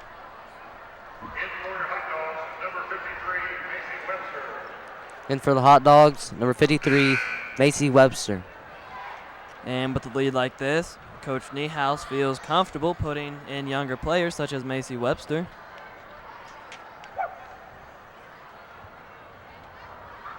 And when we left off, Emily Murphy was going to the line, or excuse me, Danville was inbounding the ball.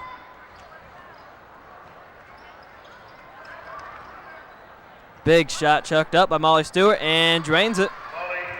Oh. Almost intercepted. Stoms gets the ball, finds Warmouth. Warmouth looking up court. Instead finds Stoms. Stoms hard to the basket, Nice pass. finds Howe. Good job. Dogs now 49-35.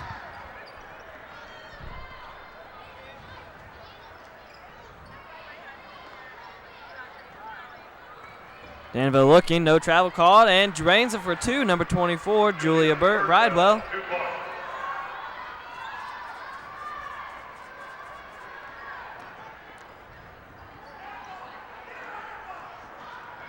Stoms looking, and foul was finally called there as Danville had their hands on Frankfurt's backs. That's Danville's fourth of this half. And that foul was on Danville's number 20, Lindsay Nelson. Only her first of the night. Brittany Warmouth looks for the ball, finds Stoms.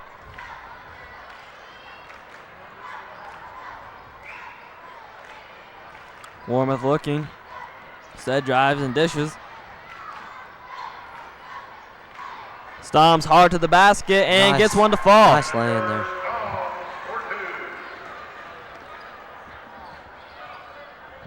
Big shot, no good, air balled, and unfortunately, Danville ball.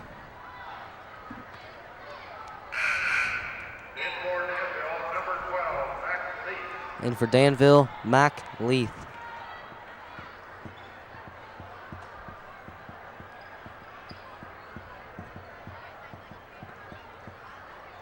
And Danville inbounds the ball.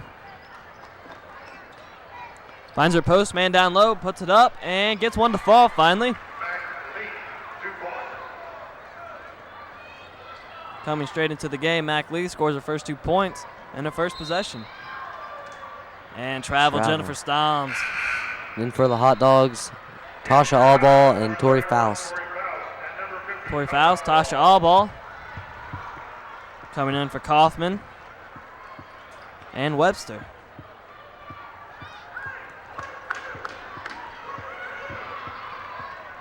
Frankfurt coming back out in their man defense as post is wide open and lays it in for two. Coach Niehaus displeased with that right there.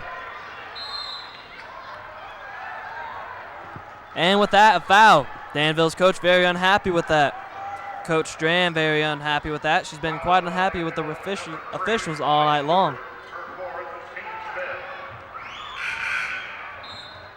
And for the Hot Dogs, Allie Byrne.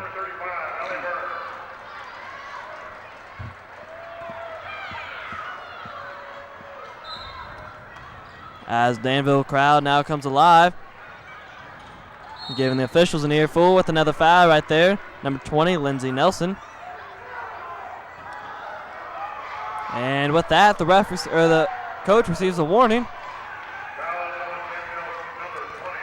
A few boos and hoos from Danville as the foul is called in Frankfurt ball.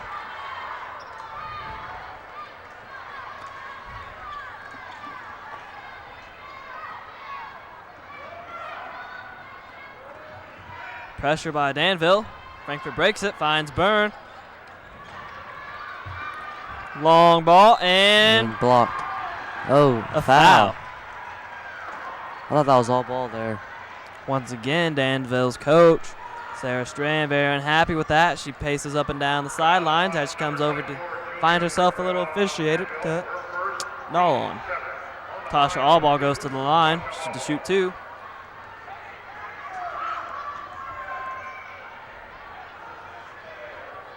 Tasha Allball, good for one.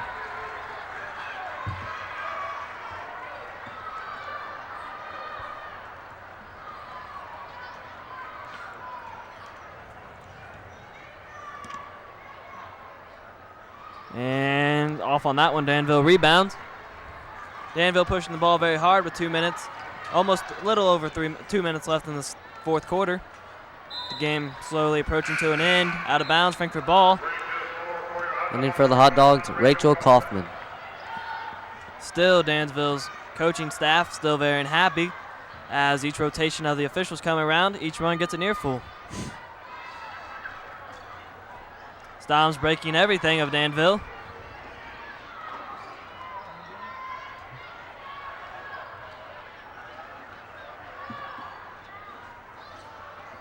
Kaufman right now setting up, drives hard, looked, and passed out of bounds.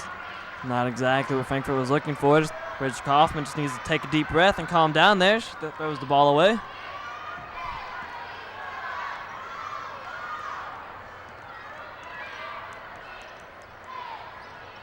Danville down by 11. Still have a chance with a little over 2 minutes left in this game.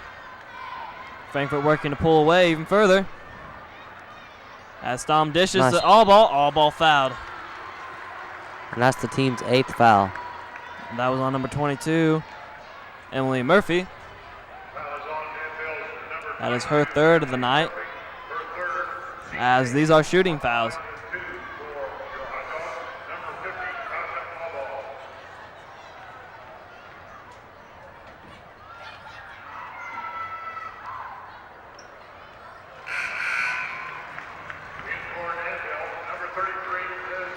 And in for Danville, number 33, Liz Scott.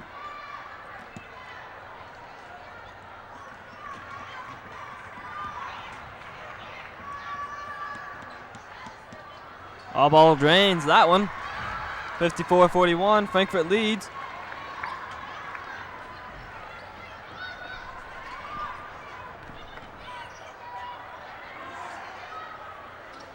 And a big shot, no good, rebounded by Danville. Nice steal there by Tasha Allball. And Danville ball. Tied up, Danville's ball. And with this game slowly approaching to an end, we'd also like to remind you to stay tuned as Frankfurt boys basketball team will be playing Danville Warriors. And right after this game, where Nathan Royer and I, Nick Rennick, myself, will be calling the game live from Case Arena. Marshall Bell and Bestell Perimeter Systems are sponsoring tonight's Sportcast. Real customization, continuous market-driven technical improvements, faster, more personal customer service. That's Bestell Perimeter Systems. Call Marshall Bell today at 654-5225. That was Bastille with your very fine-looking fencing. As we come back out, Frankfurt leads 54-41 with 1 minute, 55 seconds left in this game. Frankfurt hoping to hold on to this victory right here, as it is their last game before they enter sectional play against Twin Lakes. Speaking of sectional play, we'd also like to send out our best of wishes to the swim team as they have sectionals tomorrow.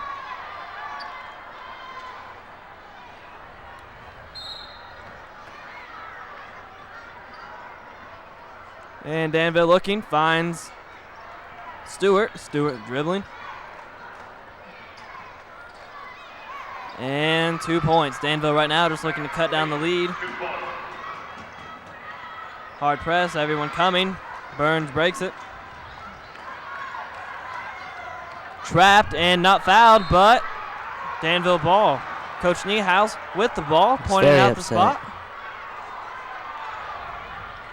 Coach Niehaus was probably looking for the foul there as Allie Byrne was mollywopped, and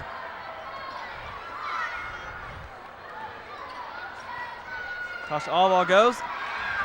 Number 24, Julia Bridewell, really stepping up right now.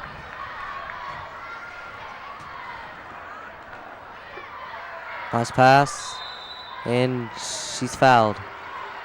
Tasha Allball will be shooting 2 from the line.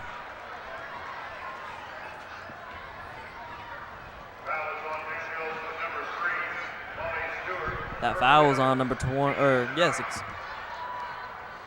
number 22, Emily Murphy.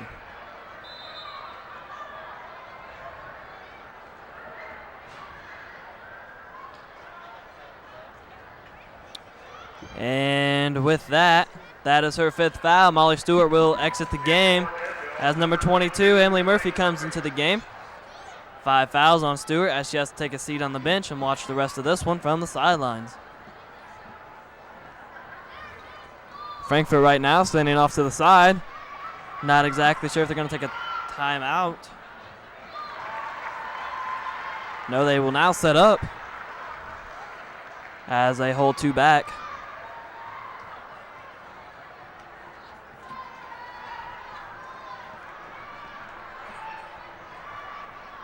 All ball, second one off. Nice Rebounded by rebound Kaufman. by Rachel.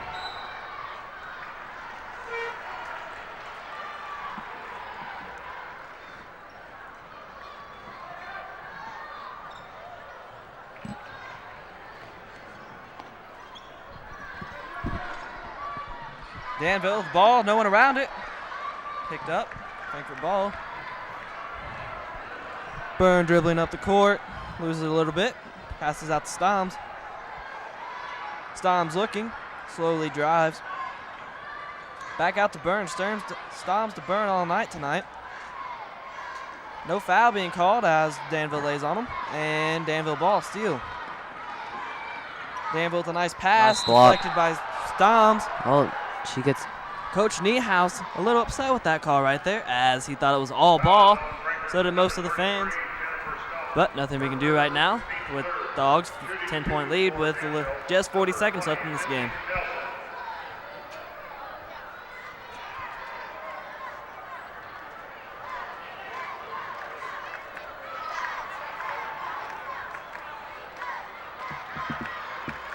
And the first one is good. Nelson for a second one.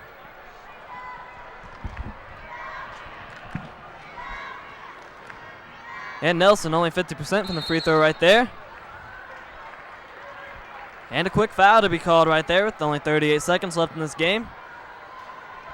That foul's on number 20, Lindsey Nelson. Team's 9th, so with that, that will be 1-1.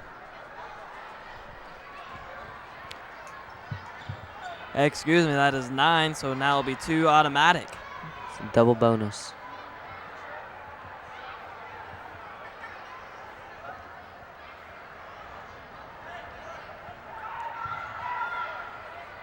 And drains the first one.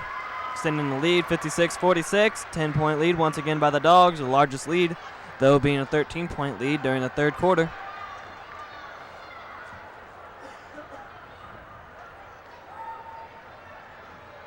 And extends it to 11. 38 seconds. Not exactly sure why Frankfurt's putting so much pressure on, but they are. Trying to get big shot. 3. Off, Frankfurt ball. Frankfurt right now is looking to hold it. Hopefully there won't be a foul. As there is a foul. And Jennifer Stoms will be going to the line. Danville's coach, it's only 24 seconds, should save herself, as she's been warned numerous times tonight.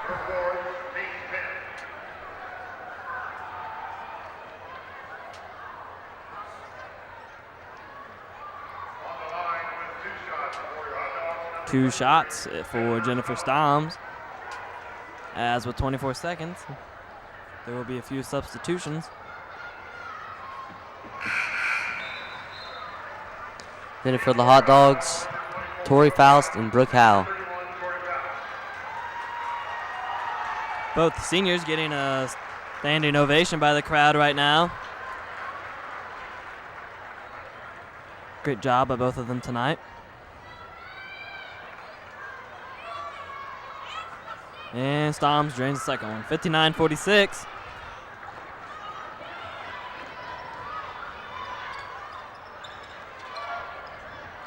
And, ooh, hit right there in the head, Tasha Allball. As she will herself be going to the line now with only 16 seconds left in the game. Right now, Frankfurt with a 13-point lead, which is their largest of the night.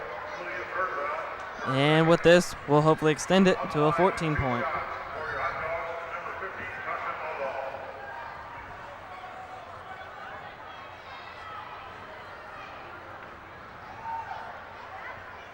And there we go, 14-point lead, Dogs' largest lead of the night, as pretty much the bench clears as the Dogs come in.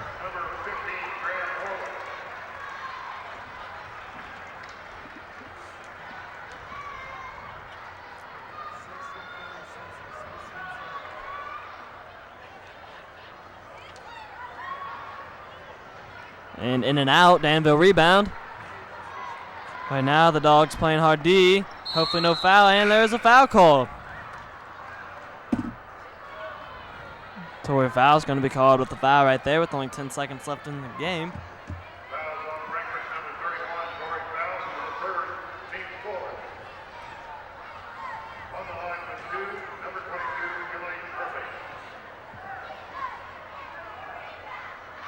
Gains the first one, 60-47.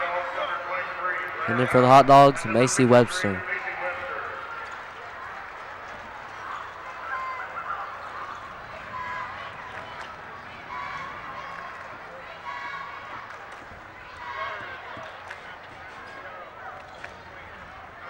And second one good. Danville still pressuring the ball as they're trying to bring it up court. And hopefully Dogs will back off. Air ball. Laid back up. And with that, the game concludes 60-50. The Hot Dogs win. Great job by the Dogs tonight, with this being the game going in right before sectionals, who they play Twin Lakes in the first round. Hopefully this is great things to come. And right now, Allie Byrne being our big player of the game tonight. Allie Byrne really stepping up, having a great first half, and really putting the Dogs up on the board, which the Dogs never trailed at all tonight. And Jennifer Stoms as well, being a great leader out there, controlling her offense. Both having a great night tonight. Also notables are Brittany Warmoth and Tasha Abel, who both chipped in quite a few points and really helped us Dogs with a 10-point lead. Game 60-50. Yep. Nathan? Okay. And now we'd like for everyone to stay tuned, as 2007 Homecoming King and Queen will be announced in just a few minutes, as they all are lining up at the door. Give me one moment and I will tell you everyone's name that is on there. We have Mark Powers, Josh Allball, Caleb Thompson, Kirk Castillo, and Ben Kelly. And for the ladies tonight, bidding for that queen spot, Erin Hall, Shannon Cooper, Rebecca Jameson, Amber Lawson, and Sherry Phillips. And right now, we will let you view the 2007 Homecoming, Homecoming Queen and King.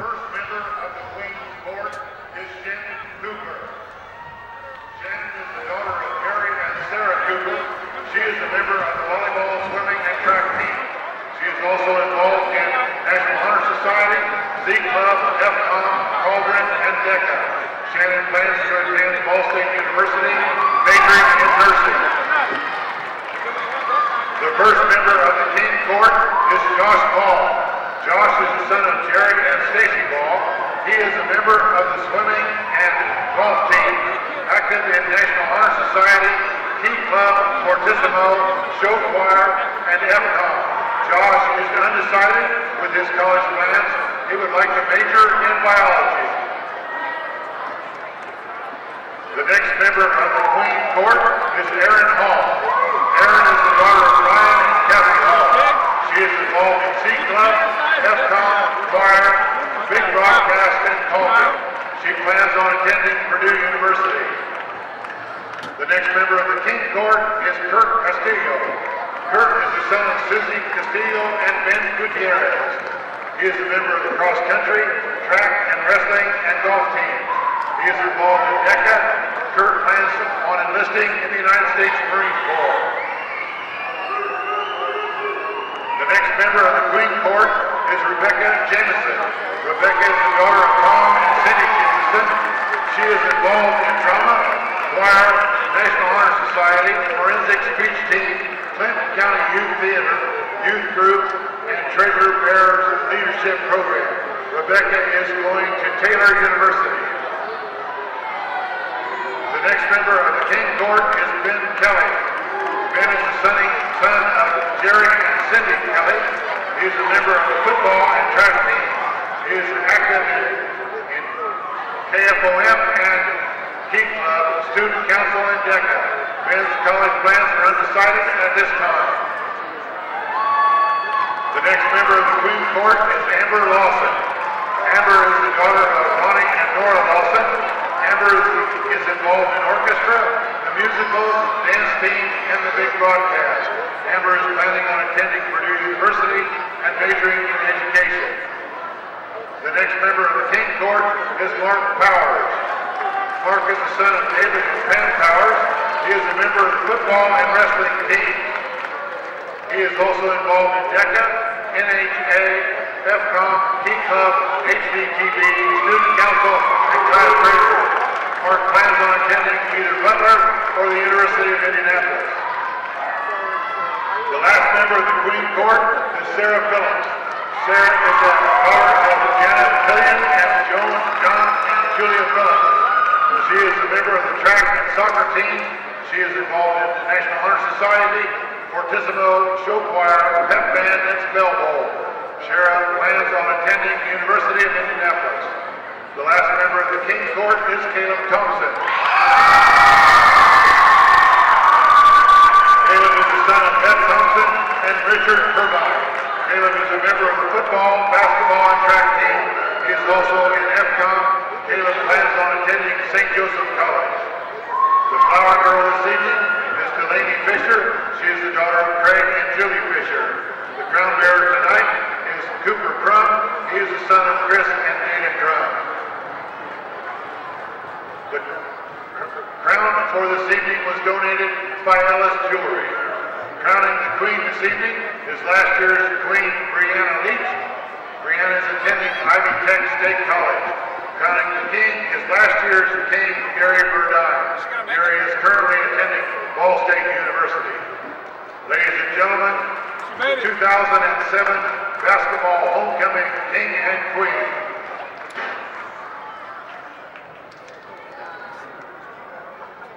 Shannon Cooper and Caleb Thompson.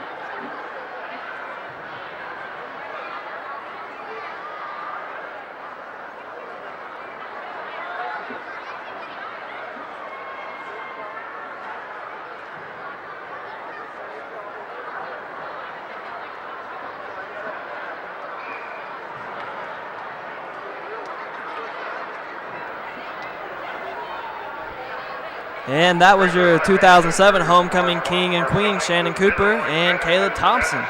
And on that note, we'd also like for you to stick around as we have Miss Graham, Frankfurt DECA advisor, in a live interview.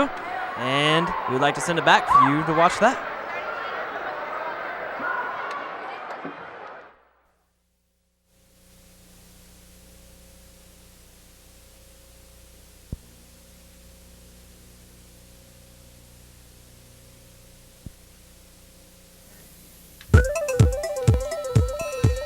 You're tuned to the sports voice of Frankfurt High School, HDTV, Hot Dog Television. And Between the Games is on the air.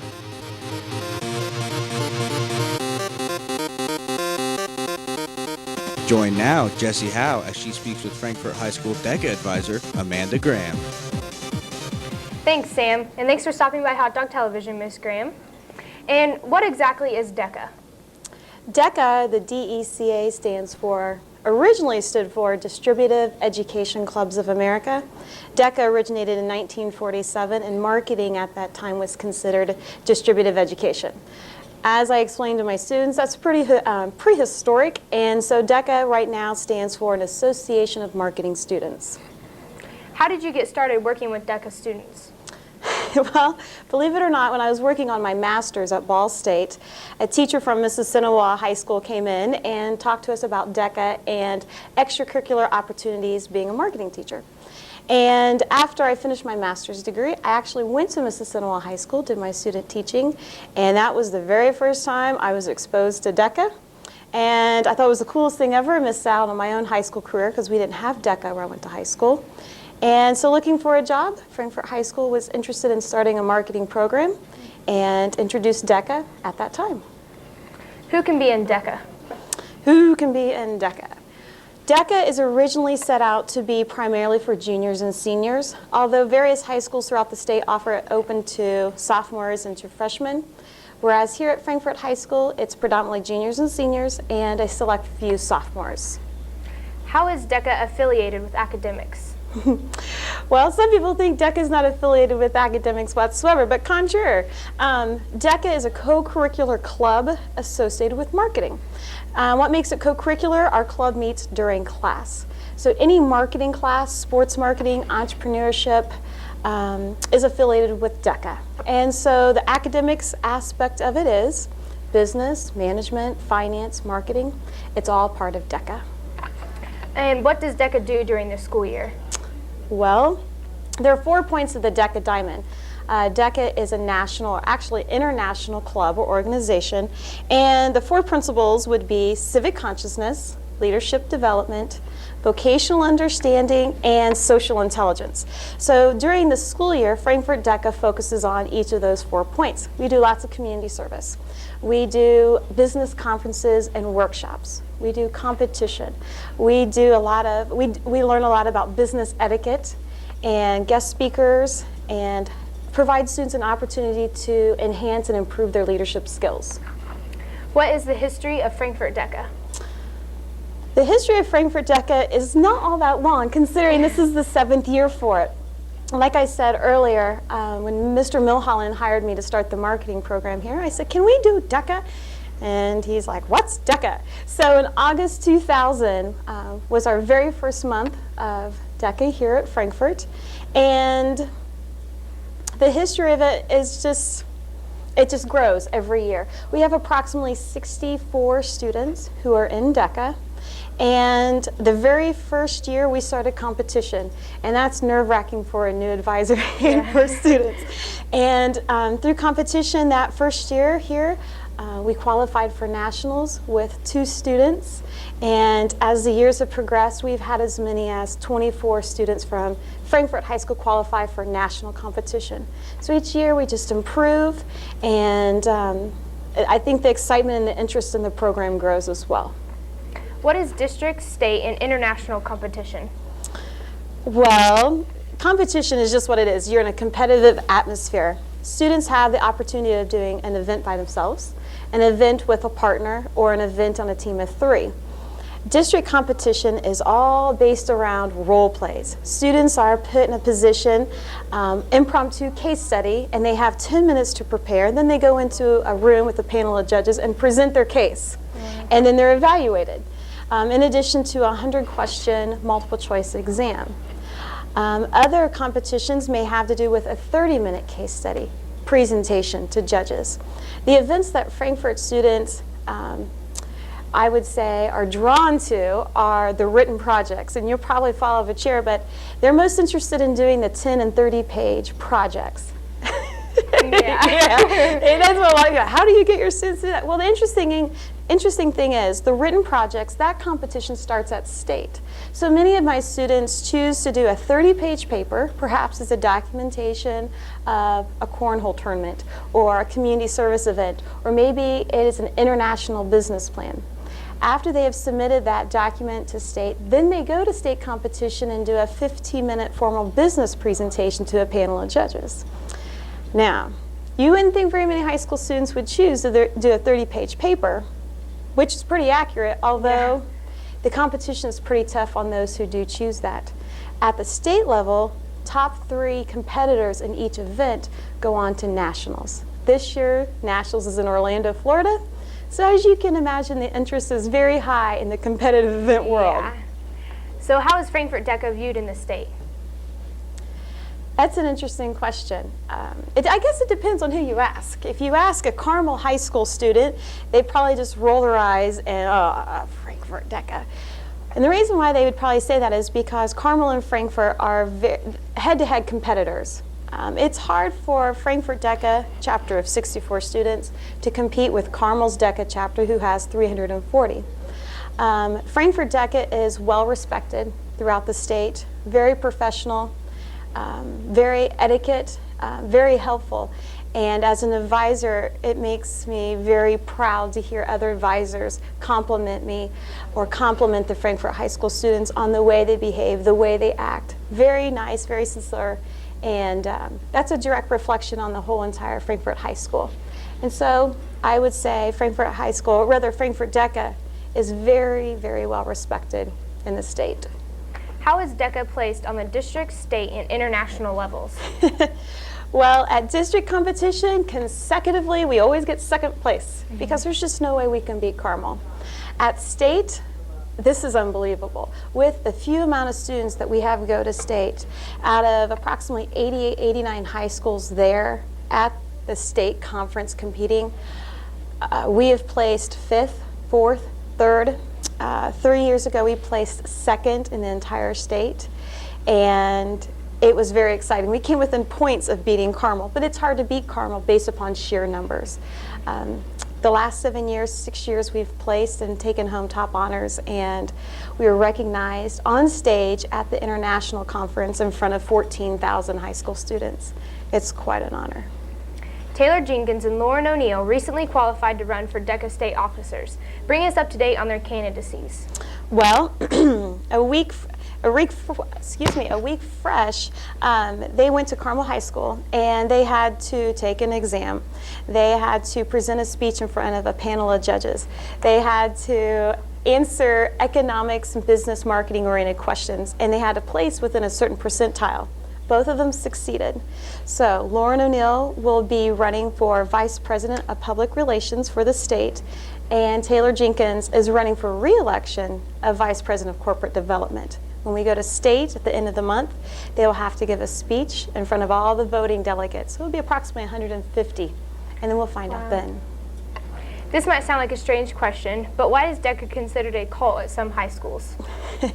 Cult has a negative connotation associated with it, and I would be proud to say that I have yet to hear that said around Frankfurt High School halls. Visiting other schools and other advisors who have been doing DECA 20, 30 years, they joke in our meetings about how students at their high school calls it a cult. And I think why they do that is because students who are not in DECA don't really understand what it's all about. But when they hear students talk about the fun things and the cool things that students get to do in DECA, it's cult-like. Because once you get an opportunity to travel, perhaps the central region, like the students did to Minneapolis, they come back all fired up, wanting to do more community service, leadership opportunities, traveling, 30-page papers. And people who are on the outside look at us like, that's a cult, they just suck you in and they don't ever leave. So that's what I'd say. And finally, what is life like after DECA? Well, I can't speak for personal appearance because I've only been an advisor in DECA, but the word on the street is that it's pretty cool because students who go on to college, be it IU, Ball State, University of Nebraska, there's DECA in every single state. And when they go to college campuses, they see the t-shirts. And right there, they already have a common bond or a foundation of a conversation. Oh, you were in DECA? Yeah, I was in DECA. And the interest just spurs on after high school. Well, thanks for stopping by and talking with us. Thank you. And thank you for tuning in to Between the Games. Stay tuned as Nick Rennick and Nathan Royer bring you the boys varsity basketball as the Hot Dogs host the Danville Warriors.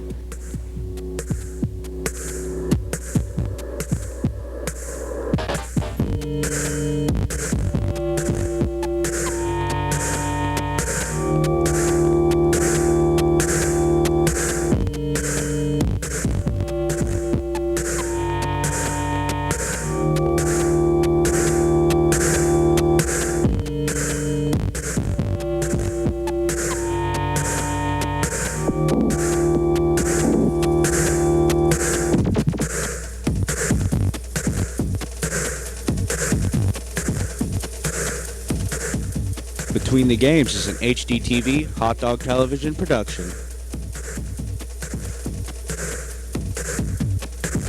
If you've been hurt in an accident, call the attorneys helping accident victims for over 20 years. True Blood and Graham, 863-HELP. And we'd like to welcome you back to Case Arena, as now we're preparing for the boys' game between the Hot Dogs and the Danville Warriors. For you that are just now tuning in to the boys' game, let's have a little recap on the girls' game. So far, earlier tonight, the girls won, defeating Danville 60-50, with large numbers being put up by Allie Byrne. Also, alongside Allie Byrne was Jennifer Stoms, who also helped carry the Dogs alongside Tasha Allball and Brittany Warmouth. Those four made a huge impact, with the Dogs winning 60-50 as they head into sectional play coming up very soon. And now that we're into the boys' game, and also, while we were away, Homecoming King and Queen was announced. And out of all of them, Caleb Thompson, who is a senior on the Frankfort basketball team, won. He is our now 2007 Homecoming King. And Shannon Cooper, the other one. Neither one really a surprise. Both had high votes and both won. King and Queen now. Both will be returning next year to present the new King and Queen. And with that being said, we are now here at the boys' game here at Case Arena, where we are live. So either watch it on the tube or come on out and join us here at Case Arena. Nathan, let's go over a few of Coach Good's tips. Well, one of his tips were defending the post. They have some big players inside, and the Hot Dogs must slow them down if they're to win. Transition. We need to get the ball out and run. Shot selection, and recognize their switching defenses. And also stay focused. Also, shot selection. If you would like to recall with me the West Lafayette and Central Catholic game, we didn't make really bad shots, but we just threw up shots that just weren't necessary. We threw up shots in times that more or less we need to be slowing the ball down and trying to get back into this game instead of just throwing up. It just looked like the Dogs didn't come prepared to play. And that's something Coach Good plans on avoiding tonight. And also transition, not just on offense, but on defense. They'd really like to get the bigger players here at Danville. They'd really like to get them boxed out and hopefully lead the score and rebounds. And let's go over the scouting report so far for tonight's game, and let's compare the two teams. And for Danville, their largest player is only he's only a freshman. He's 6'7". That's quite a large player. He did not play football, but he focuses mainly on basketball. Travis Carroll, only a freshman at 6'7", and he is quite the dominant down there. Yeah. So I would expect to see either Kyle Catron, Jack Warwick, or Caleb Thompson on them. One of those three, mostly Catron and Thompson. Caleb Thompson, that is. Exactly like you said, Nathan, because they're so big. And also, they also have a 6'4" junior who's 200 pounds. That 200 pounds really is quite a big deal when you're 6'4", because when you're that tall and you have that much mass coming, it's much harder to stop you when you're coming down in the paint. And both of those, one's a freshman and one's a junior. This team overall only has one senior, just like the Dogs. Excuse me, they have three seniors, just opposite of the Dogs, who only have one, but still a young team for both of these teams, both being very junior dominant. And also transition on offense. Coach Good wants really for the Dogs to slow down, run their offense, and take shots. And with shot selection and transition, he hopes to come and eventually defeat the Danville Warriors. As we mentioned, the post players, Caleb Thompson, a post player, and Kyle Catron, both post players. These two are going to play a very key role in tonight. They may not have a huge amount in the boxes, as the only thing they may have a huge number is rebounds because of the 6'7" freshman. Yeah. But these two are mainly to distract the 6'7" freshman so he doesn't come out and defend another player. So it still stays 5-on-5 instead of 4-on-5. Also, we would like to make mention and say hello to Miss Boozer. Nathan, also tell us a few of the facts that have happened this year in hot dog basketball.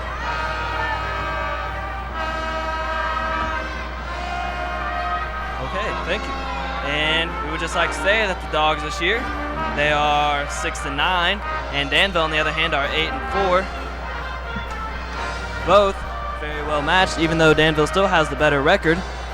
Danville still is comparable to Frankfort because Frankfort is a very good young team and a very good dominant team, as in the conference. They do not show as good as they are right now because in the conference standing, they currently, excuse me, Nathan.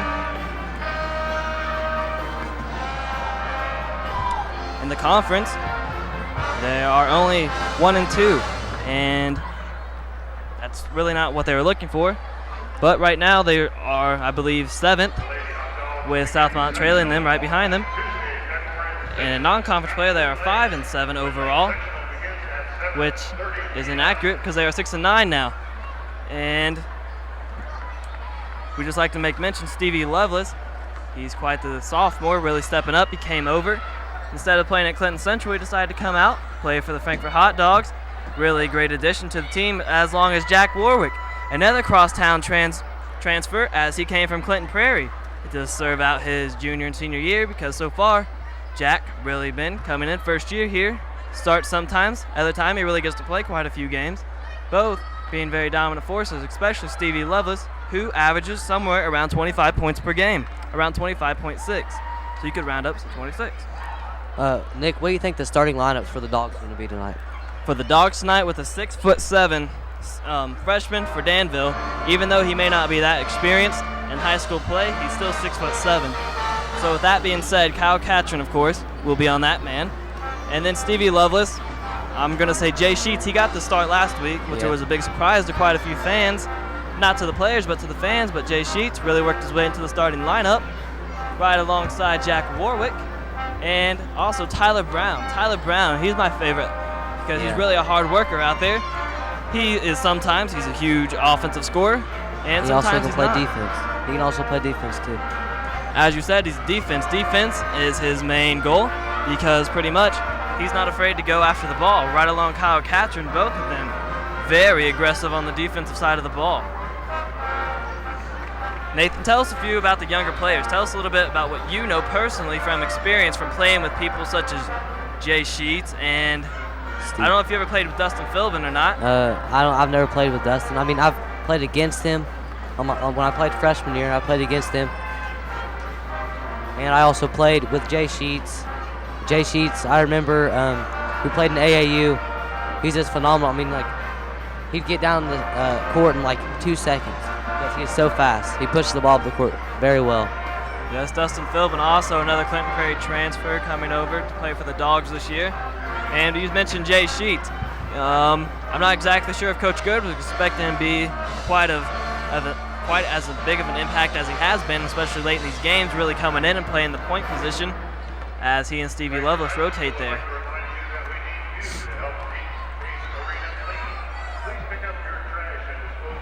As you can see right there, the Dogs are huddling, and this is usually a pregame ritual. And as you follow the Dogs out, as we look at the Danville Warriors, we can see their starters, and their starters, very athletic team. Danville, always a very athletic team. Danville and Frankfort always have a big conference. They're in the same conference, of course, Sagamore Conference, and both teams very, disliked by each other. Neither one, they have respect for each other, but they don't show it quite on the court until the end of the game because both teams have such a fierce competition, and they both want to win this game just because it is Danville and Lebanon, or Danville and Frankfort, excuse me.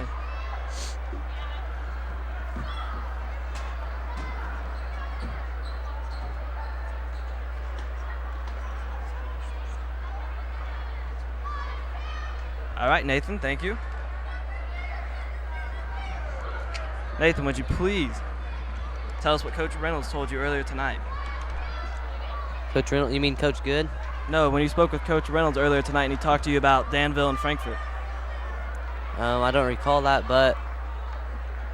All right, well, before the game, Coach Reynolds talked with Nathan and I as we both sat down there, and Coach Reynolds said that this will be a very evenly matched game. Coach Reynolds usually sits down and does the stats for both teams, and he said that looking at the stats, Danville's a little more spread out than the Dogs, but very consistent, as well as the Dogs. Stevie Lovelace leading the Dogs in scoring.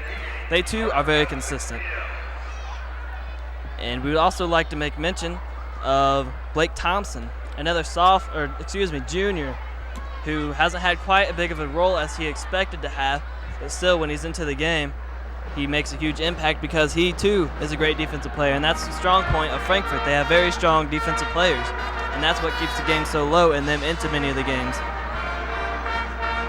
Nathan, Coach Good has mentioned that he has problems finishing games, that his team has problems. What do you think he needs to really do tonight and focus on to finish this game out? Well, what Coach Good needs to do is he needs to tell his players that to stick it out and fight to the finish. I mean, well, I don't know. All right, well, those are good words. Stick it out to the finish. That's exactly what Coach Good should tell his players to do, along with staying mentally sharp, especially with the Danville game. Many of these players, football players, Coach Goods also mentioned one time that he appreciates football players come out, and he'd really like to see more come out. And he said with Danville being such a strong competitor against Frankfort in the football, that many of these people have to maintain their focus and not concentrate on the negative, but concentrate on the positive and keep each other up. As you can see, panning around the Case Arena here, we can see that the gym is beginning to fill up. It's quite a crowd tonight where they all brave the cold, where as for you, we appreciate you staying home and tuning into HGTV, where we bring you live coverage of sporting events.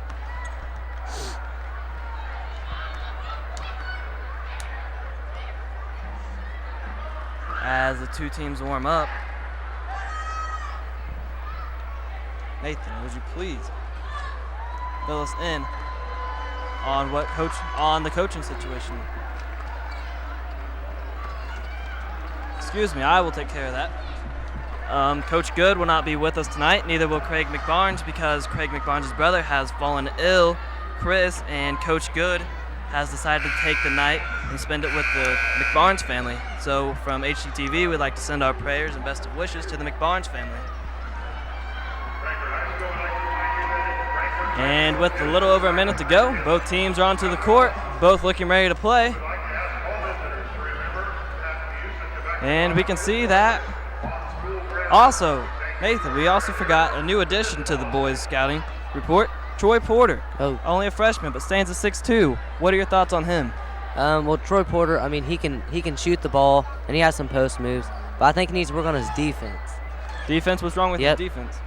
Well, I don't know. I mean, he's a freshman, and he needs to learn how to improve his defense in the varsity. In which way? Help side. Help side defense? Yeah. And what other? Just mainly help side. Just mainly help side, so when he's man-to-man, he's pretty good? Yeah. All right, well, that's pretty good news. His own defense. That's pretty good, because sometimes the Dogs, especially when they start to get down, like to play a little more man-to-man and be a little bit more aggressive. And with Troy Porter, as Nathan just said, being very good at man-to-man, that's what exactly the Dogs are looking for. And on that note, we would like to send it down to the bench, as both teams will now be announced.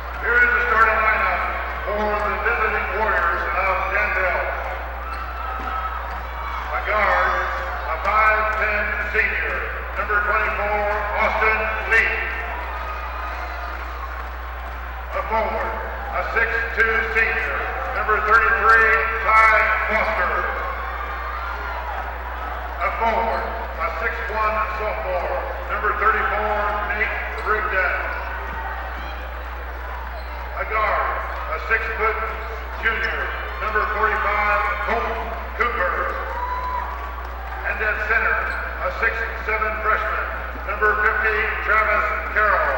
Head coach Ryan Garber.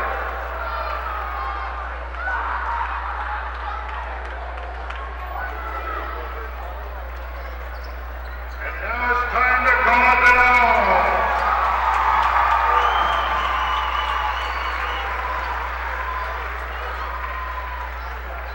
A forward, a 6'4" sophomore, number 33, Stevie Lopez. A forward, a 6'2" junior, number 44, Carl Kester.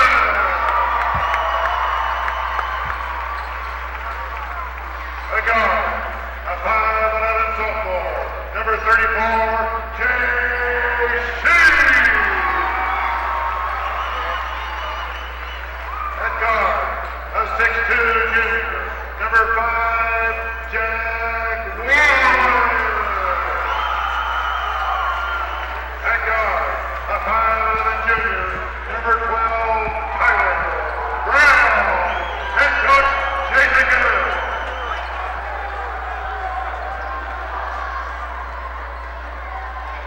Officials for tonight's contest, Stan Foreman, Pat Mullen, and James Robinson.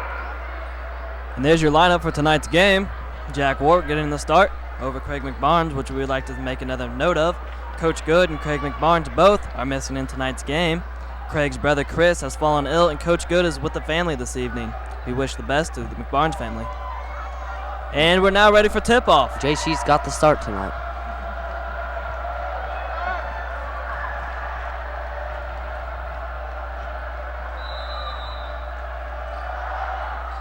And Frankfurt wins against the 6'7" freshman.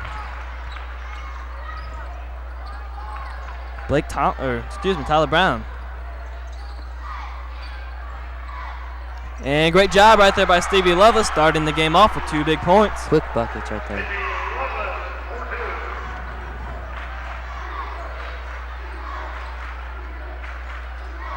Frankfurt right now playing man-to-man. Nice Jack defense. Warwick on the ground. Kyle Catron, as I said, defensive player. Jump ball. Danville ball. Danville ball. Looks like Kyle Catron got hit in the nose there. Rub a little dirt on it. It'll be fine. As we come back out, Danville's ball.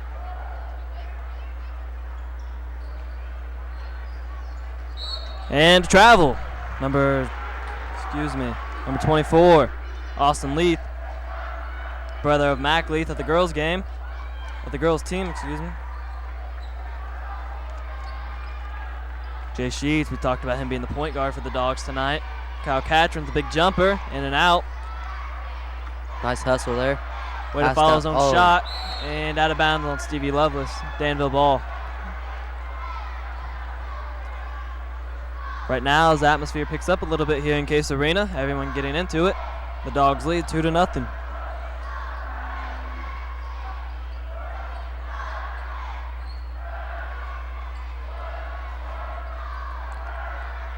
Danville looking. Nice help side D. And Stevie Love's going to be called with the foul right there. That may be your best matchup of the night right there. Stevie Lovelace with his long arms against the 6'7's long arms. That's something Frankfurt's going to really have to worry about over the back and fouling the guy because he's so tall. And you just saw right there, Stevie Lovelace got an arm full of him. And goes first. And drains it.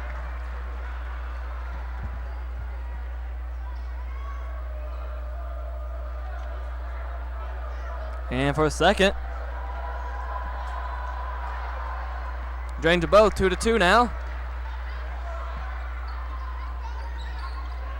Jay Sheets feeling the pressures, passes off to Jack Warwick. Warwick looks, finds Brown. Brown stops, finds Stevie down low. Stevie goes. And, well, that was going to fall. Unable to get the basket to fall, but he will be going to the line to shoot 2.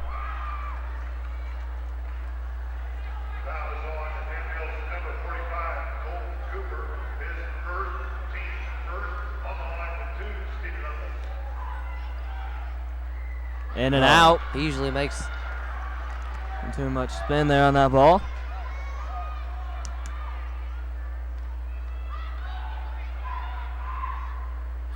There you go. Stevie drains the second one. Now 3-2. Frankfurt leads.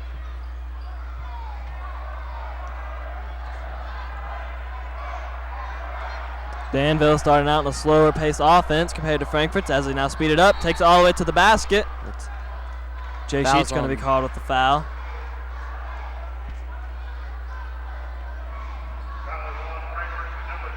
That's Frankfurt's second. Jay Sheets is first, though.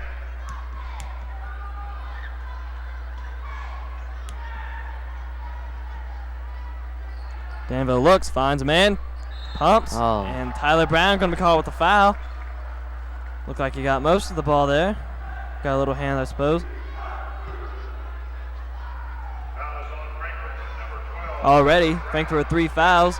With only a minute and a half gone by.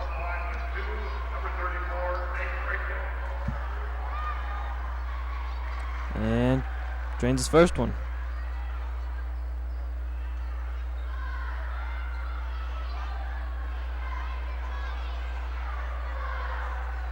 And Ridgeon drains the second one.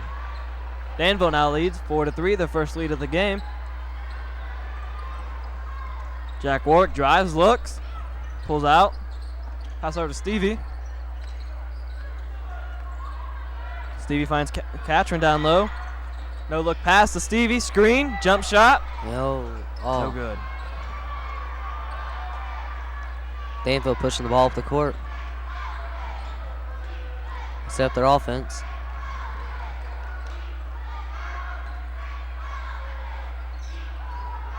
And jump shot.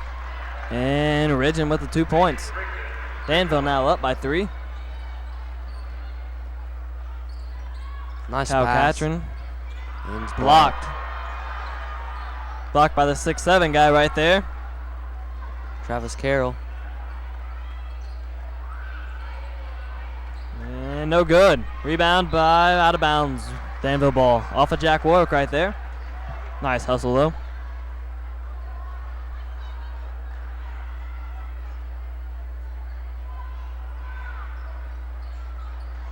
So far, pretty good defense right there by the Dogs. Looks to the 6'7" man. Pump fakes. Pulls out.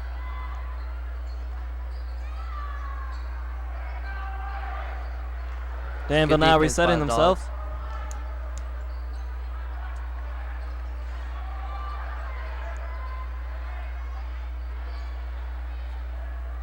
Danville's looking for that open shot, unable to find it. Jumps. No good. Rebound by Warwick. Loveless drives, pulls back out, looks, finds Brown. Clear across court to Warwick. Warwick pump fakes, drives. No fouls being called. Jack Warwick going to be called with a charge there, a little late. Thought that was a foul. Exactly sure if the ref knew what it was. He was a little late either way. Still, score. Frankfurt 3, Danville 6. Danville getting the bounce right now, and great job by Stevie Lovelace. Oh, it went off. Danville ball, though. Great hustle, though, right now by the Dogs defensively.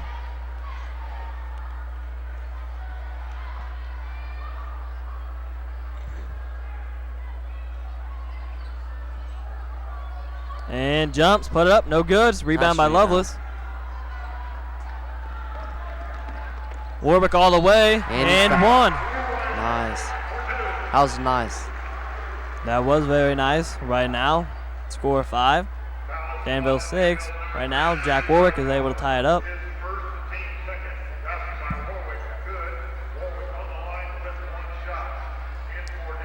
And substitutions for Danville, Nick Runyon. And number 44, David Hensley. Warwick for 1. And now ties the game up 6-6.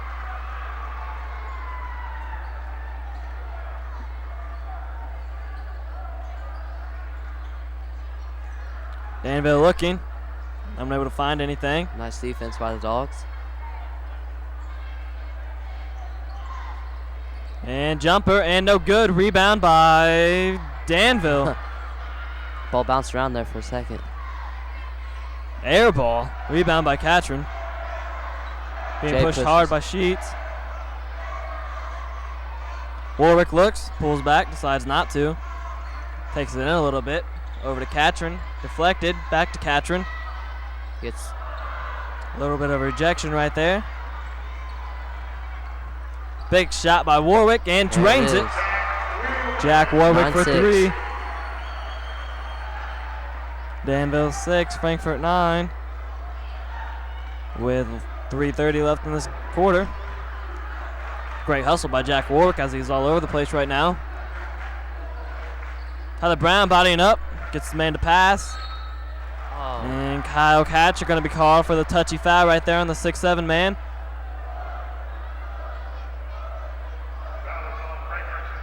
Tough call right there. As David Hensley will go to the line.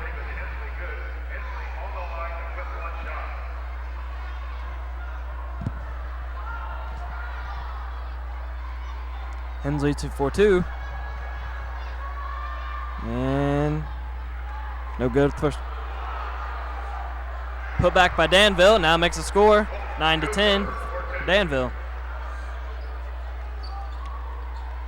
Brown wide open. Instead passes down. Finds Lovelace. Unable to get it to fall. Rebound Danville. Colton Cooper with the ball. Passes over to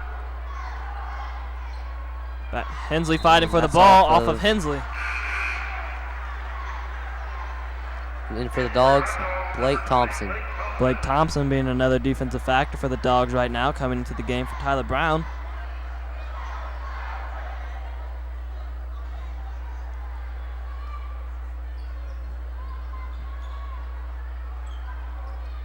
Thompson driving, looks, finds Lovelace. Lovelace, Catron, and no good. Right now, the Dogs unable to get anything just to fall for them. They have pretty good, decent-looking shots, just unable to get them to fall. Lovelace with the rebound. Nice and pass. Great job by Kyle Great look Catron. by Jay Sheets.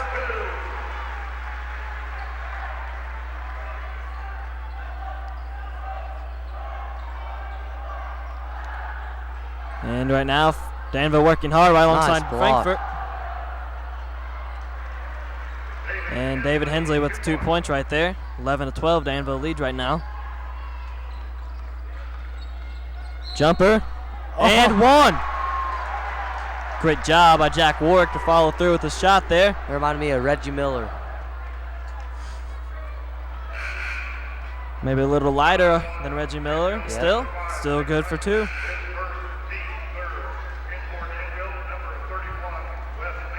In for Danville, Wes Masterson. And also in for your Dogs, number 42, Caleb Thompson. And Jack Warwick, a 53% free throw shooter. Drains it.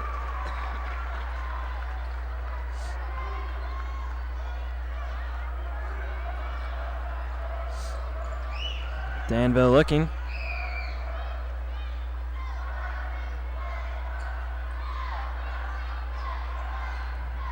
Finds their big man down low, passes out, 3-pointer on the way, and in and out, put back up by Danville. Danville now ties the game up 14-14, 1 minute 30 seconds left in this quarter. Stolen and put down by the big guy, David Hensley, showing his height right there. Not exactly what the Dogs wanted on him. Went for another one, and 1. Foul will be on Jay Sheets as he took the big man down.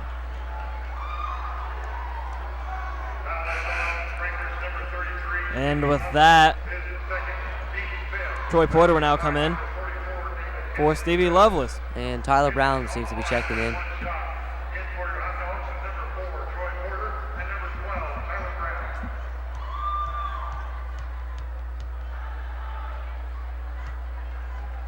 Hensley at the line for 1.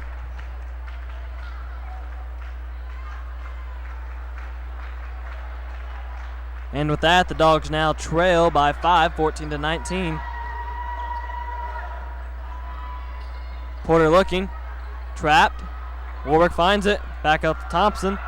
Thompson drives hard, goes up for the big layup. And a charge is called. A charge. Looks like a blocking foul to me. You're right, it was a blocking foul. As Caleb Thompson goes to the line. Here you see it, the big man drives hard. Danville just out of position there. Misses his first one. Caleb Thompson, a little on the shy side, only shoots 30% from the free throw line. And drains the second one, now 15-19. Danville still leads though.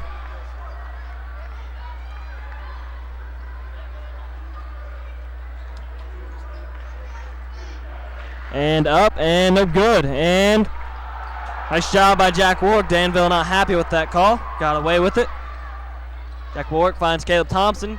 Left hand hook, no good. 40 seconds left right now in the first quarter.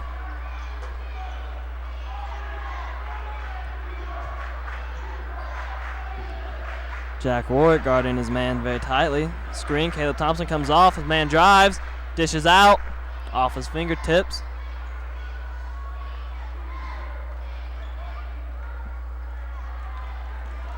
And nice job by Brown and Porter. It's a double team, hands pass back out.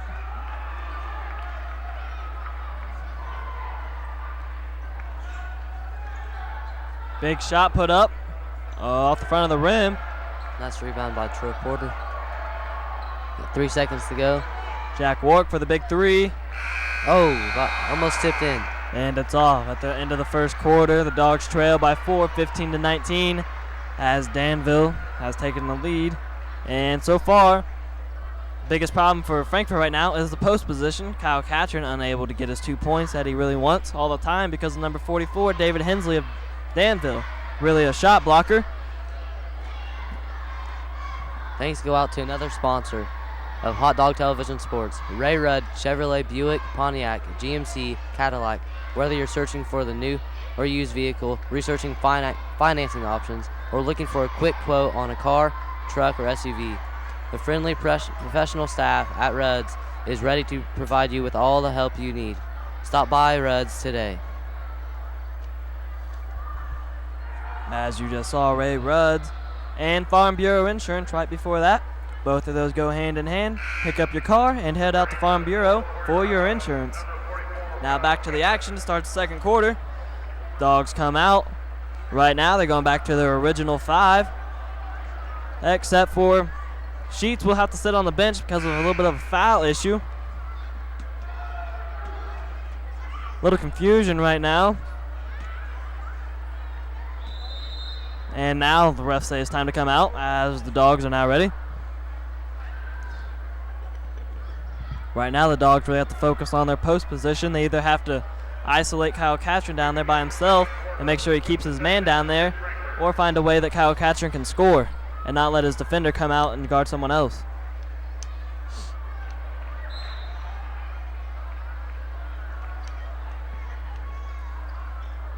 Thompson with the ball, being trapped. Right now, Frankfort really working their Iowa-style defense as it's stolen away by Danville. And that almost was a kick instead, intercepted by Jack Warwick, a little bump.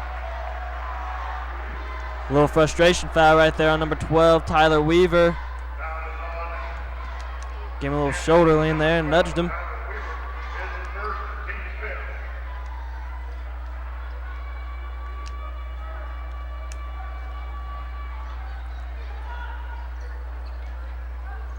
Finding Thompson, Thompson fakes. Finding Warwick. Thompson, Frankfort breaking it down. Finds Catron down low. That was a beautiful pass. Great job by Kyle Catron to put that in. 17-19, Dogs trail by 2 now. Dogs really need to step up and play great defense right now so they can get back into this game and stay in the game. And shot by Nick Runyon of Danville, good for 2. Warwick pushing hard. And we have a foul here. Foul on number 5, Nick Rennion of Danville. That's only 6, so this will be out of bounds. Frankfurt ball. And in for the Hot Dogs, Stevie Lovelace. And in for Danville is Travis Carroll and Ty Foster.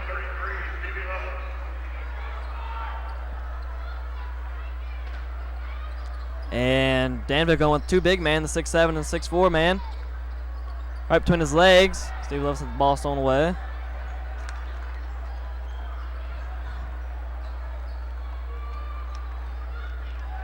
Even though Danville has shot blockers in, let's see if that affects anything speed-wise.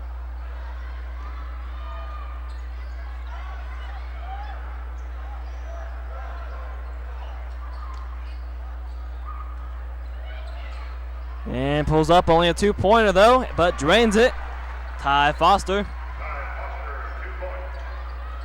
Score 17-23. Danville right now pulling away. Frankfurt right now looking for a way to get back into this. Oh, travel. Tyler Brown finds a little water there on the court and slips. Travel. And in for Danville, Nate Rigdon.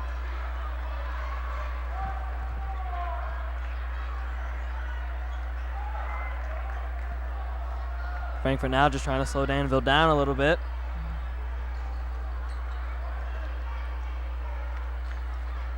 Drives, looks, dishes out.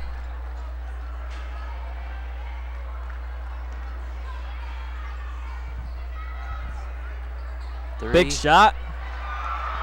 Ty Foster right now pretty much on fire. That's pretty much his sweet spot tonight. Tyler Brown on transaction on the other end. Nice job. Tyler Brown lays it in for 2. 19-26. Dogs still trail.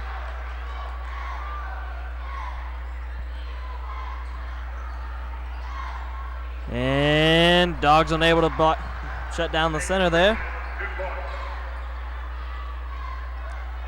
Dogs need to pick up their defense a little bit. Kyle Catron looks, finds Troy Porter. Troy Porter goes back out to Stevie Lovelace for the big 3. Oh. No good. Troy Porter getting a little hold there, getting away with it. Nice job. And nothing's being called, and goes up hard. And Frankfurt ball. Have to say nice job to the rest by just letting them play. In for the Hot Dogs, Jack Warwick and Jay Sheets.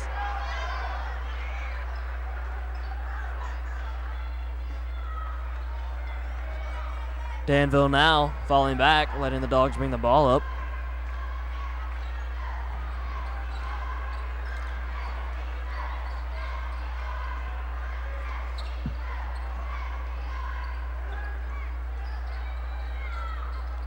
And all the way to Jack Warwick. Warwick looks, fakes, drives hard, goes up, and no good. Look like he got a little hand on the ball. He was trying to draw the foul, but the refs here just letting him play tonight. And nothing there. And 3 seconds. 3-second violation. Nice call. Refs so far fairly consistent with no foul calls.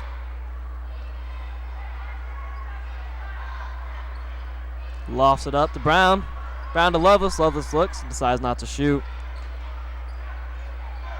Warwick wide open for 3. Oh. Just a little off the mark. Nice hustle there. Nice hustle. And just a little jumper right there by Nate Ridgen. And with that, the Dogs now trail by 11 with the full timeout called by Frankfurt. Tonight's game is proudly sponsored by Schultz's IGA, located at 656 West Walnut Street in Frankfurt.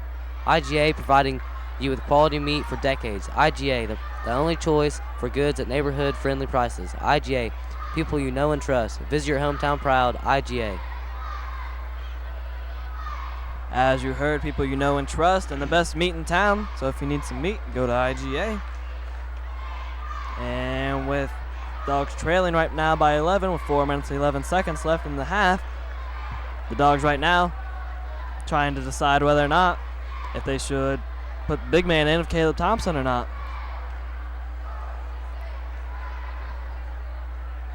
And with that, Kyle Catron stays into the game.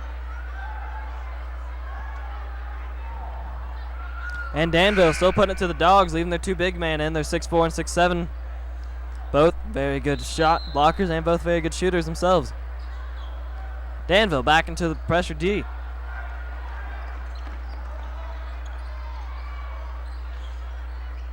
Finds Catron, finds Brown. Bobbled it. Brown wide open. Nice pass. Rebound by Warwick. Warwick looks, puts it up, and off the front of the rim. Foul away from the ball on number 24. Austin Lee. That is 7, so I believe it should be 1-1 here. Yep, it's 1-1.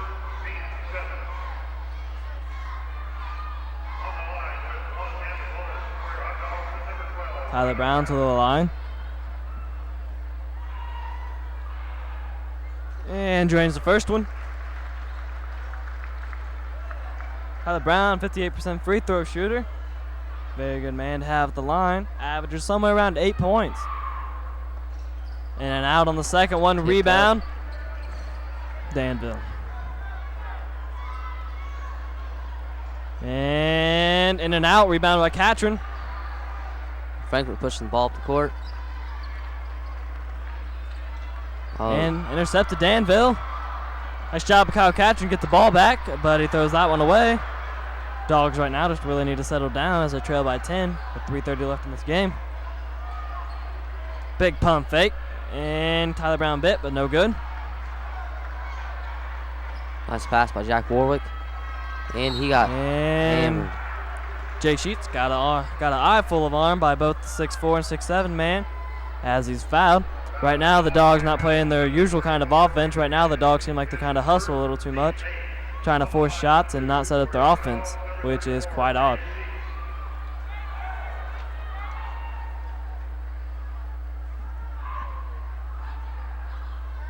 Jay Sheets drains the first one. Jay Sheets, a 72% free throw shooter.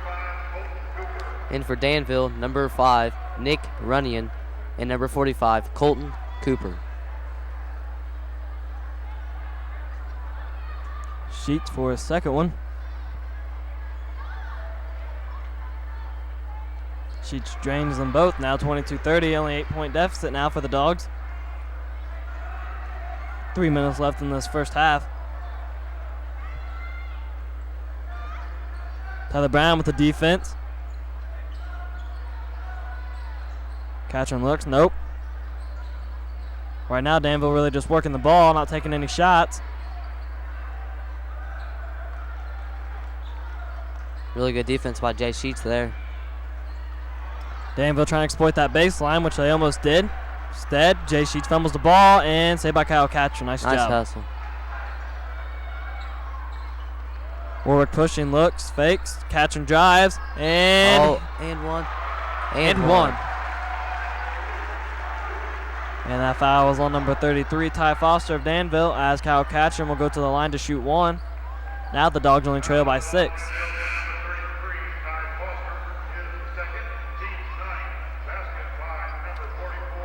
And in for Danville, Wes Masterson. Catron to the line. Off the back of the rim, rebound, out of bounds. Danville ball.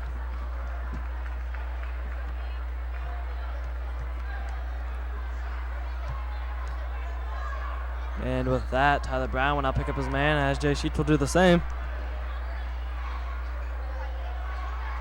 Cooper with the ball. Over to Hensley.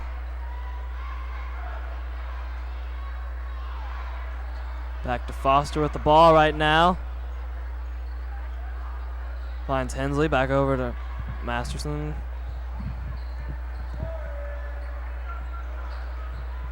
Danville drives, shoots, fakes, and gets it to fall. Got the lucky bounce right there. Extending the lead, 24-32. Nice pass by Jay Sheets. Warwick for 3. Drains it. Warwick drains the 3-point right there. As the Dogs now come back, 27-32. 1 minute, 40 seconds left in this first half, excuse me. Nice defense.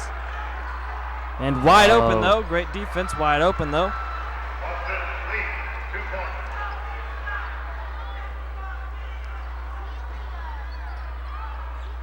Jay Sheets for 2. No good. Dogs is taking shots they really don't need to be taking right now.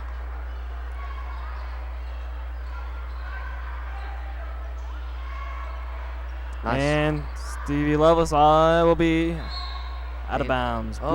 Frankfurt ball. Frankfurt ball. Great awareness by the ref right there. Frankfurt ball. And in for Danville, Travis Carroll, the big man.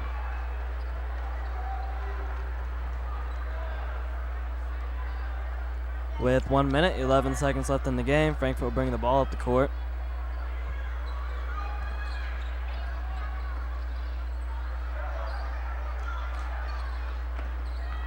And Kyle Catron drives hard, looks, doesn't quite get the bank shot. Great job right there by Warwick. Nice. Warwick going after the ball. Nice D. That's a foul. That's a foul right there on Colton Cooper.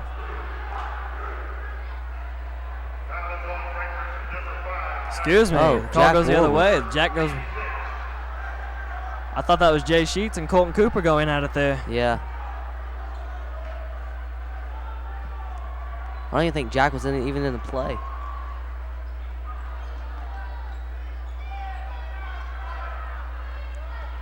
$40 to go in the second quarter.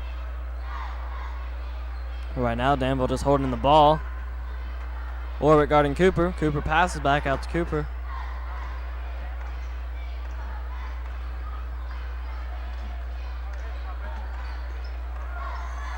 Nice D. And Danville still holding the ball right now. Really trying to fight for that last second shot. Only when the Dogs to be in here by 7. 10 seconds to go in the second quarter. Look, 6 seconds. 3. And no good. Off. Rebound. And right there, the Dogs trail 27-34 going into halftime. So far, the Dogs really unable to establish their offense. Pretty much, they've just been shut down everywhere, taking shots unnecessary and shots that they really didn't need.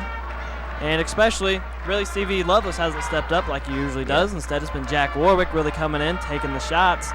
Pretty much taking control right now, Jack Warwick.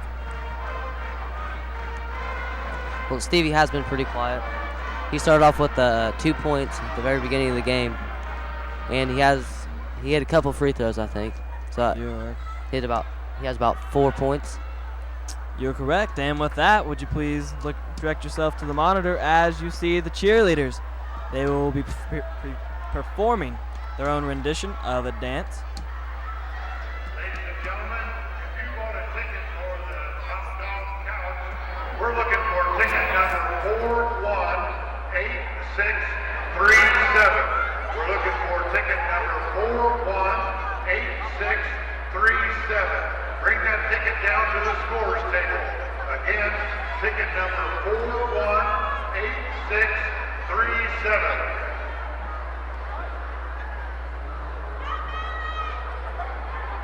Ladies and gentlemen, for your halftime entertainment, the Frankfurt Hot Dog Cheerleaders.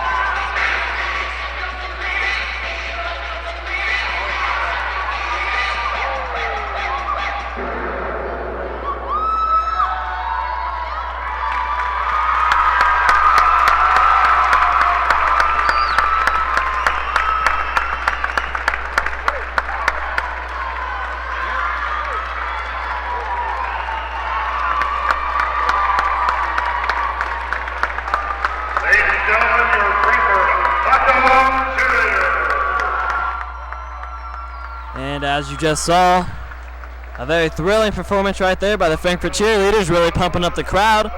And on that note, we'd like to send it back to the studio for a brief update about the library.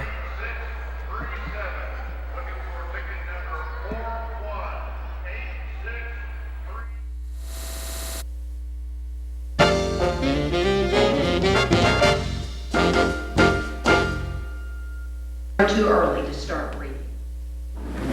Frankfort, Indiana is a town of 16,000 where east meets west at the public library. Frankfort is home to a large Japanese community and a fast-growing Hispanic community. To help Frankfort come together as one community, the library showcases Hispanic guitar music and foods and teaches children how to make calaveras, skeletons, and Mexican tinware. A biannual Japanese festival features traditional art, sushi, koto players, and tea ceremonies. As the library introduces Frankfort to its residents' different cultures, it encourages their appreciation of all arts and culture, especially music. Children receive instruction and show off their skills on the library's new Yamaha grand piano. Teenagers develop healthy interest through voice lessons and perform Broadway show tunes in the library's theater. Frankfort has one of the few libraries in the country that actually encourages noisy patrons.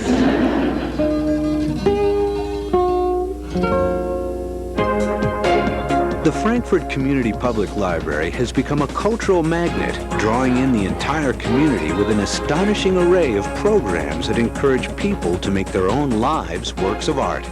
By expanding the definition of what a library can do, the minds behind Frankfort have created a true cultural hub for their community. Community Public Library of Frankfort, Indiana, community member Julie Miller, and director Bill Cadell.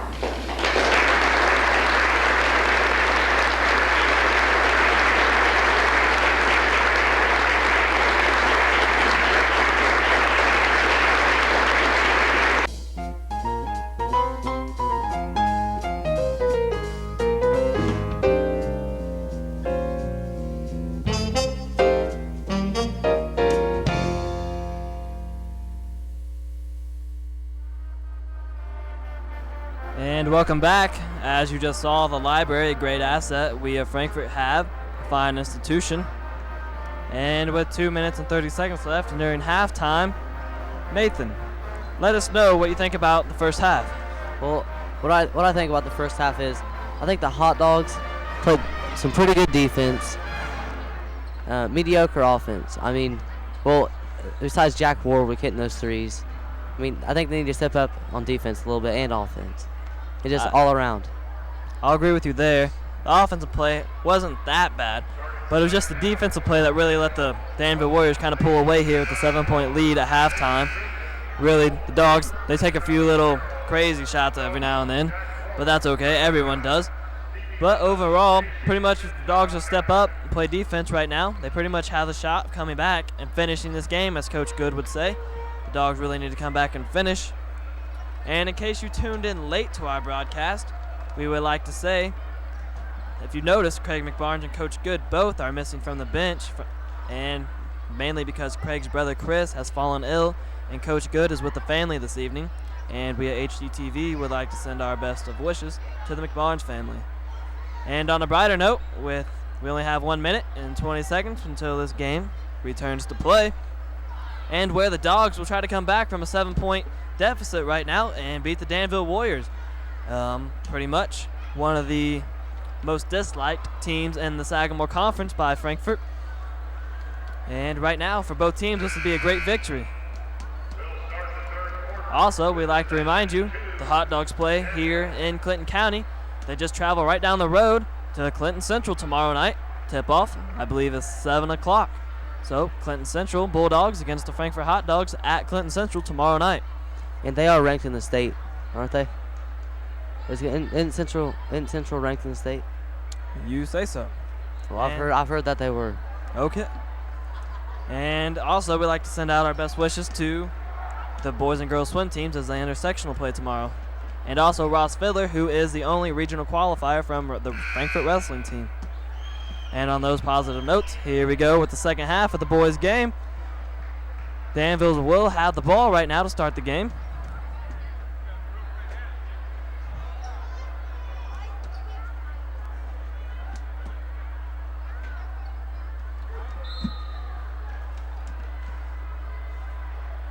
And now here we go. First off, nice stolen. strip.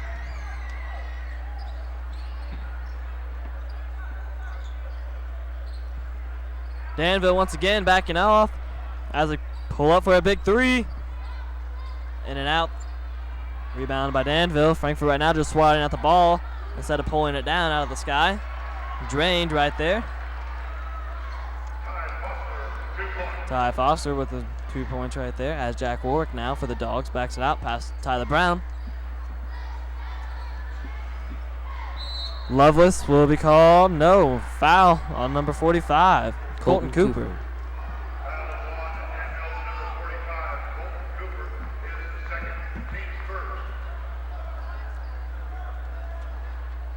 That's the first foul of the half for either team.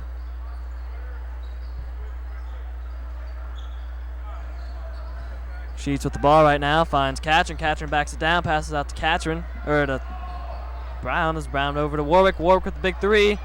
Nice No rebound. good.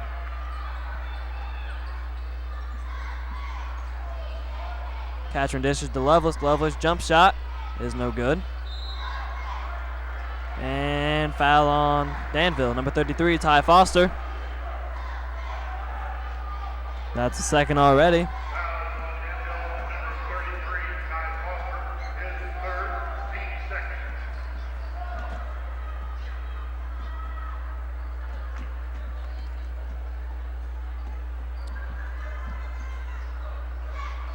Jack Warwick drives hard, puts it in, lays it in for 2 points.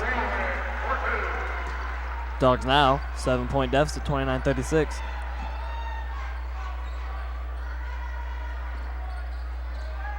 Great Good job, defense. Stevie Lovell. Oh. And now Colton Cooper will be called with the foul there. I believe his third? No, only his second of this half. Excuse me. Second this half, third this game. In for Danville, Nick Runyon, and number 44, David Hensley. Hensley, the other 6'4 junior for Danville.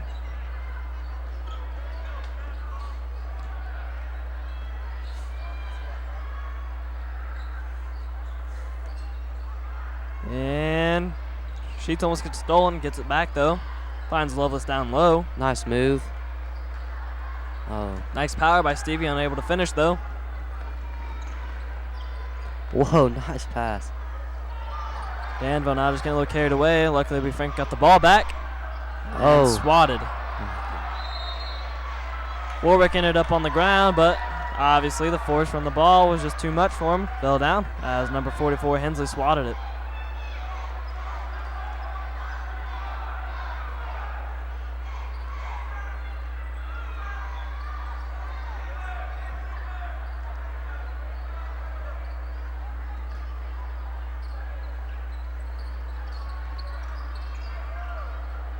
And it's good.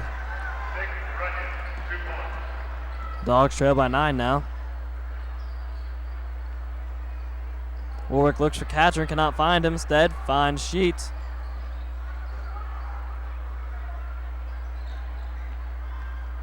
Lovelace drives hard, and 2 points. He's been pretty quiet lately. I wouldn't say Stevie's quiet. Well, not.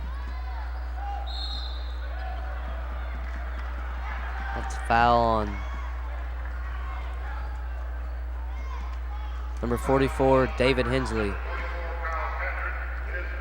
Oh, my bad. Kyle Catron. There you go. That foul was on Frankfurt.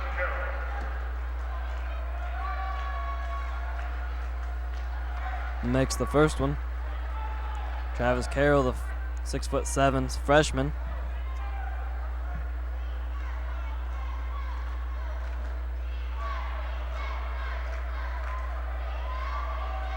And And 2 for 2 on that.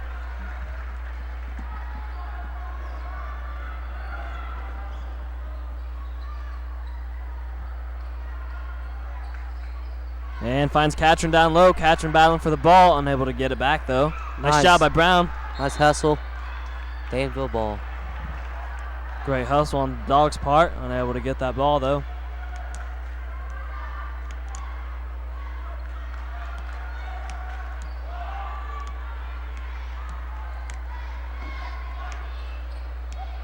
Pressure by the Dogs. Wide open, though. Catron goes up. No call. Nice job. No foul. The ref's really just letting them play, which they really should do.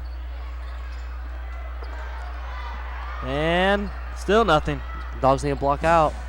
Think around a little bit of trouble rebounding, though. Dogs need to block out. And eventually Danville gets a call with around 6 rebounds, offensive rebounds, as David Hensley will go to the line.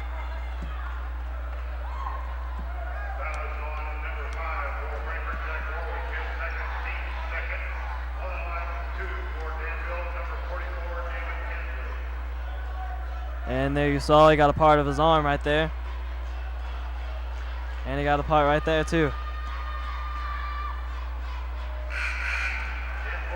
In for the Hot Dogs, Caleb Thompson.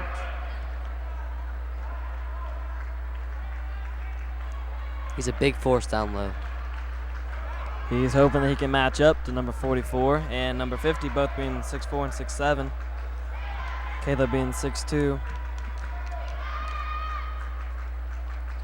And makes the other one.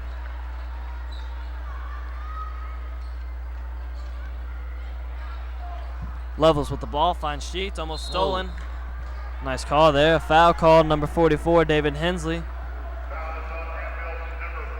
Danville's 4th of this half right now.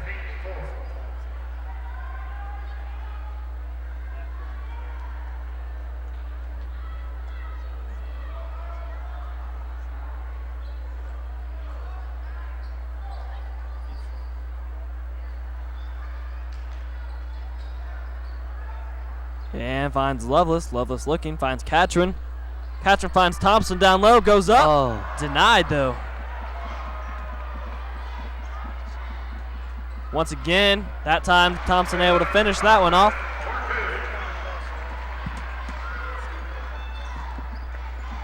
Drives, passes off. Thompson defense, back out.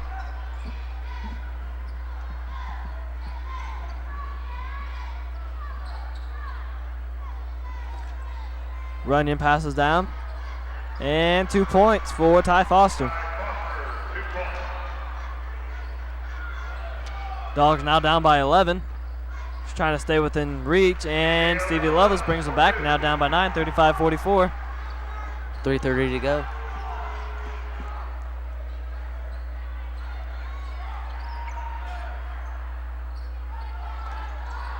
Help side defense. And right over the there. top. Oh.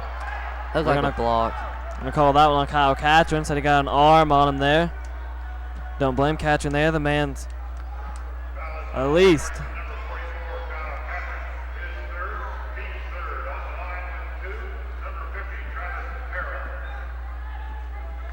He got a little bit of his arm. As you saw that, a 5-inch difference right there. Catron just trying to do the best that he could.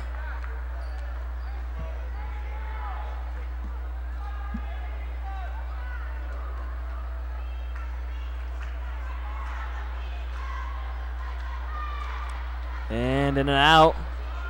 And put back up by number 5, Nick Runyon.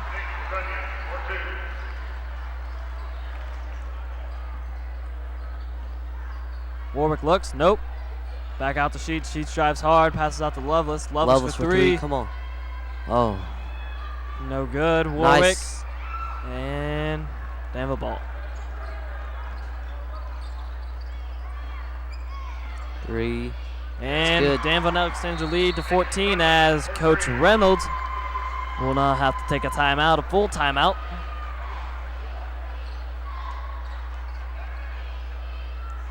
But still, Perimeter Systems is another proud sponsor of Hot Dog Television Sports. On your order, it's measured in linear feet. On your site, it's measured in decades. Designed to impress, built to endure, that's still Perimeter Systems. Always, if you have that yard that the neighbor's always complaining about and want to hide it, call the steal, and you can put that fence up. And right now, the fans right here are pretty excited, even though the Dogs are down by 14 right now. Dogs still looking to get back in this game. Still having to hold another quarter right after this one. This one still has pretty much 3 minutes remaining. As the Dogs are ready to come back out, Caleb Thompson still into the lineup. As Troy Porter now enters the game for the Dogs.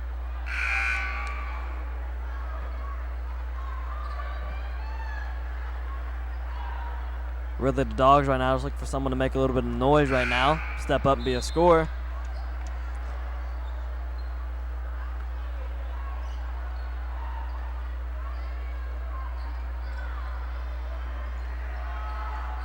Nice screen by Thompson. Jumper by Sheets. Oh. Off the rim. And that's off Danville.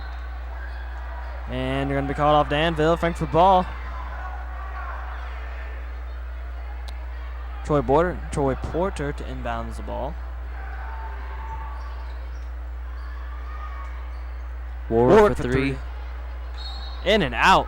Foul away from the ball. And fouls on Frankfurt. Push off. Danville ball.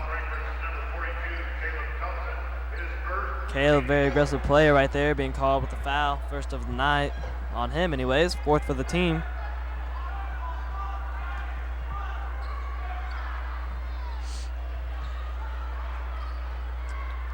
And drives, nice. Looks. And one. Now the ref being a little touchy there. Hasn't called anything all night, but now all of a sudden, Troy Porter called with his first foul of the night.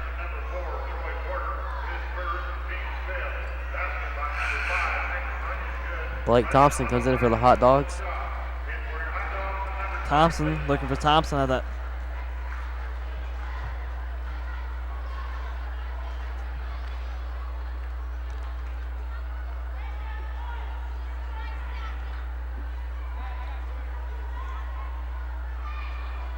And first, no good. Thompson with the rebound.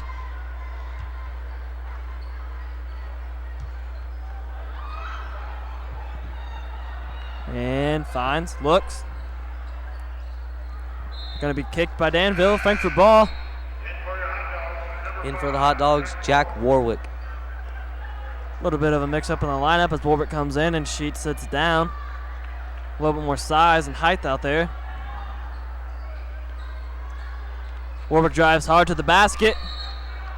And you got pushed. Nice job right there. Going to be called with a foul. Warwick being pushed pretty hard.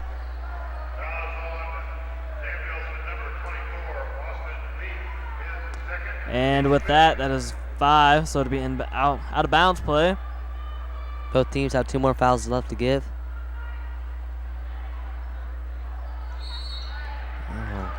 Another foul away from the ball. That's their team's 6th, Frankfurt's. Caleb Thompson right there, a little too aggressive right there. Already a second because of fouls away from the ball.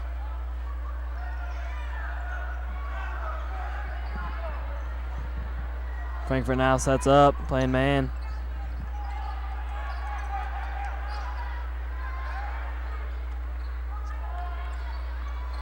Great job, almost stolen by Porter. Nice defense. Great job by Troy Porter.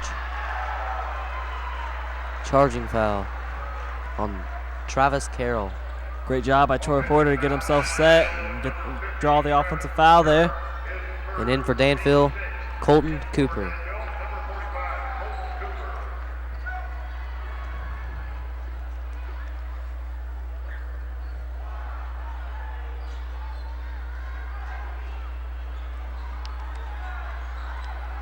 Frankfurt the ball, dribbling up the court. Levels with the ball. Levels looks, screen, nice job. Thompson flows to the basket and almost tips it in. Warwick fighting for the rebound. Nice job though.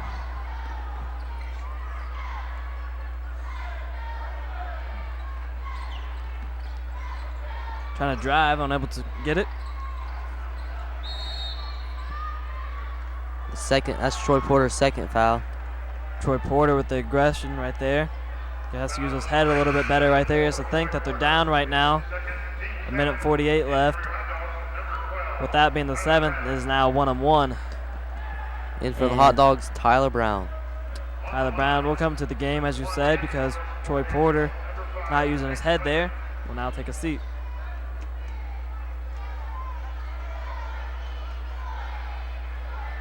Running at the free throw line. And good.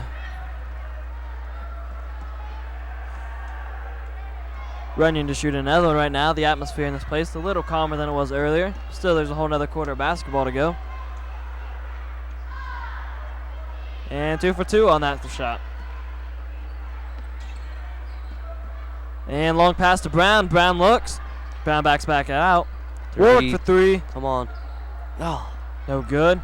And no foul being called. Lowe's Stevie got shoved. Stevie did end up on the ground there.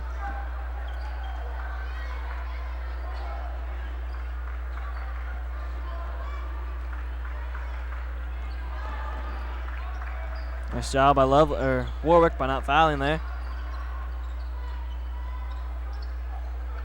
And off. It's a foul. It's a foul on Nick Runyon. Nick Runyon with a foul. Stevie Lovelace to inbound the ball. That's bonus. And here we go, 1-on-1 now.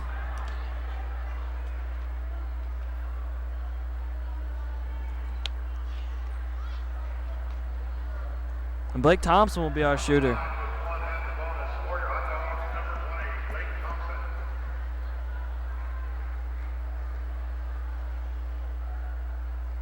And misses it.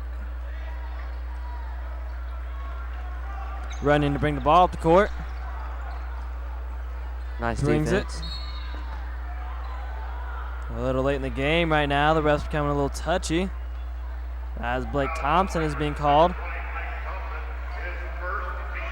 Not exactly sure if right now is exactly the time that you should be tightening up your calls. It should have been earlier in the game.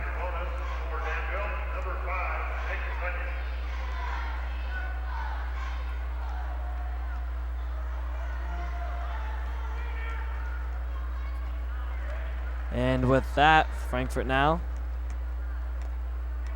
looking at almost being a runaway here. And with that one, Frankfurt now down by 20 points, 35-55, Danville. Frankfurt right now more or less has the attitude of trying to put some points onto the board just to get back into this game. Not really thinking about the win, but more or less their pride. Blocking foul on Nick Runyon. Stevie Lovelace will go to the line.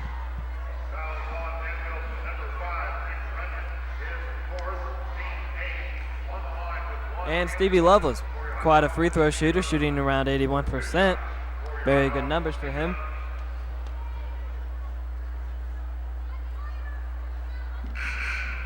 As you saw, Stevie averages near 18 points a game. His grand total tonight is somewhere near that.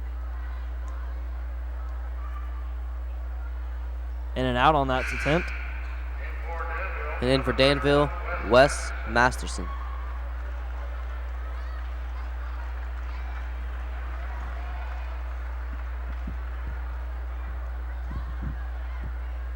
Stevie for the second one, and gets it that one. Dogs putting some pressure now on the Warriors.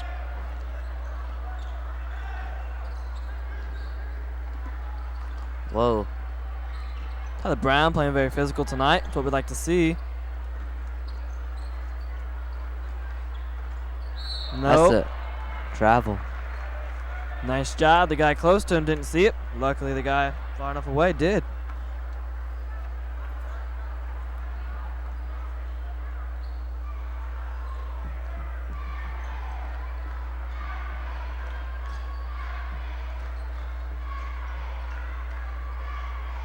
Warwick for 3. Short. Story of the night. He was on fire first half. And Warwick looks, finds Lovelace. Lovelace down low, puts it in. And Stevie will go to the line. He wants that to go in.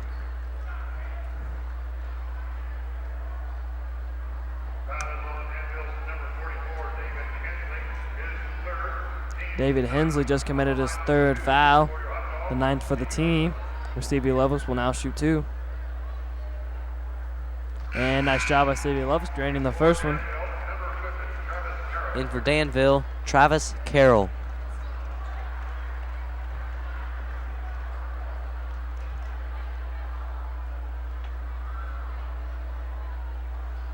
And Stevie for 2.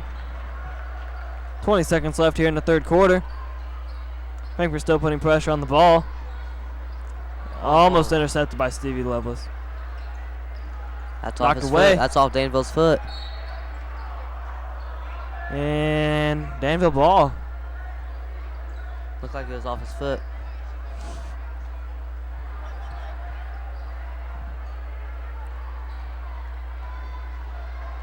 Colton Cooper pushing the ball up the court. Drives to the basket. Thompson stops him. Steal by Lovelace. Lovelace pushes the ball. 3 seconds and lays it in. Nice job by Stevie Lovelace. And at the conclusion of the third quarter, the score is now Frankfurt 40, Danville 55. Frankfurt coming back at 1 point. They were down by 21. Now they're down by 15. They still have a whole another 8 minutes to go, and they still have a chance to come back on this one. Whether you rent or own, Farm Bureau Insurance provides you with home insurance that offers excellent coverage, affordable rates, money-saving discounts, and the best possible customer service. For the best home, auto, life, and farm insurance that has been serving the needs of Hoosiers for 70 years, choose Farm Bureau Insurance. We're part of your life. Nathan, that is a good idea with all these slick roads now and more to come. Insurance is a fine thing to have, especially from Farm Bureau. And now as we come back out to the fourth quarter, the Dogs trail by 15, and it will be the Dogs' ball though.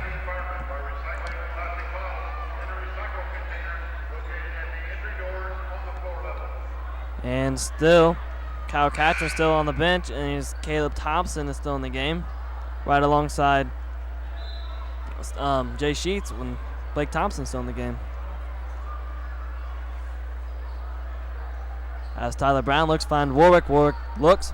Tyler Brown pops a 3. There Great it is. job. Nice job, Tyler Brown, for 3 points right there. 43-55 as the Dogs are coming back now. As we said, still a whole another quarter ball to play. They need to pick up their defense. As you can see already, the intensity level of the defense of the Dogs is already picked up. And a little nudge right there. Caleb Thompson once again with the foul. That's his third foul of the night. And in for your Hot Dogs, Kyle Catron.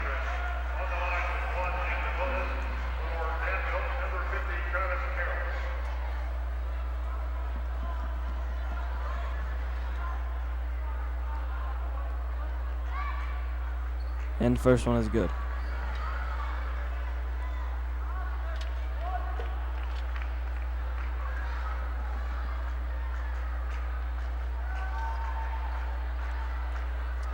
And 1 for 1 with that trip to the line. Gets his own rebound though.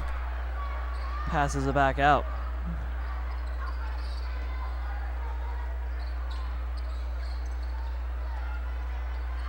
Looks, fakes, drives, pulls out.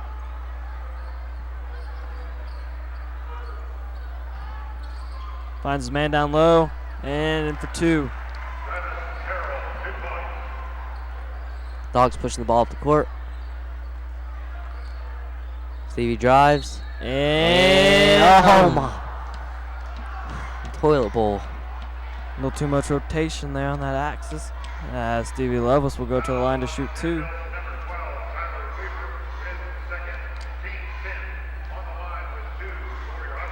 And here you can see Stevie Lovelace takes it hard to the basket and is just pulled straight down. He still doesn't get the roll though. But on his first one, he gets it to go.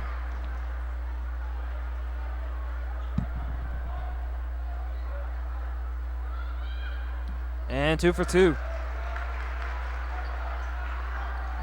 Dogs with pressure now. Score 58-45.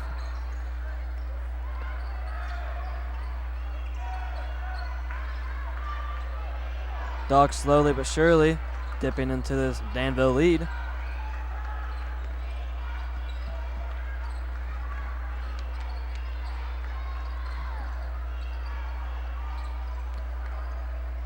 Catching goes up. And one. Catching going to be called with the foul, and that one got his arm. Travis Carroll will go to the line.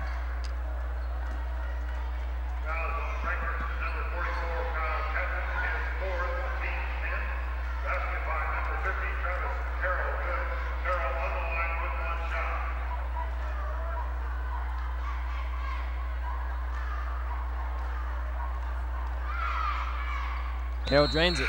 In for the Hot Dogs, Caleb Thompson.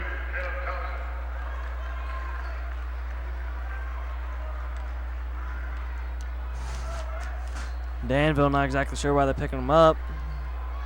There they go. They back off a little bit. Let him bring it up. Thompson with the screen, rolls.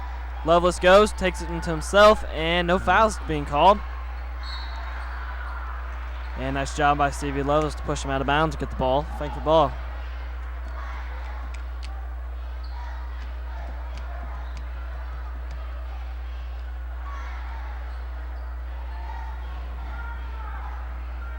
And Thompson finds Lovelace. Right now, everyone working just to get open. Tyler Brown with the big three. Yeah. Drains it. 48-61. Dogs. 6 minutes left in the game.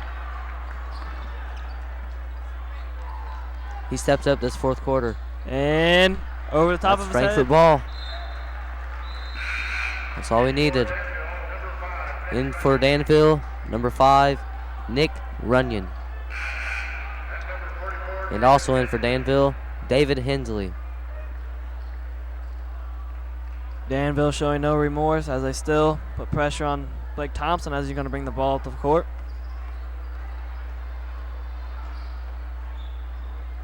Thompson takes all the way but doesn't get it to fall. Great job by Blake Thompson, though.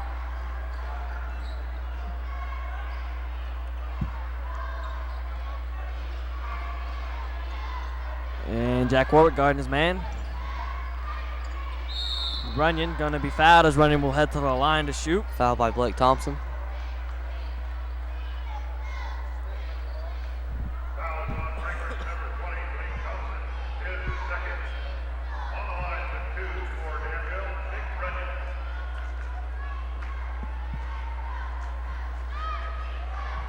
And Runyon's first one's off the front of the rim.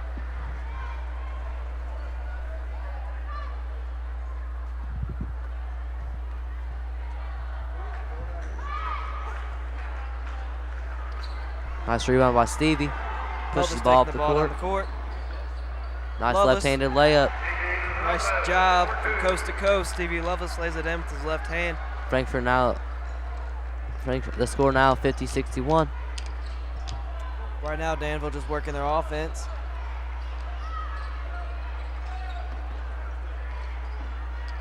Jack Nice Warwick with the steal and on the ground. And it's Danville ball. Great job, though. We talked about Tyler Brown and his hustle earlier tonight. Tyler Brown, a very good hustler. In for the Hot Dogs, Jay Sheets. And with that being said, Danville will now take a timeout.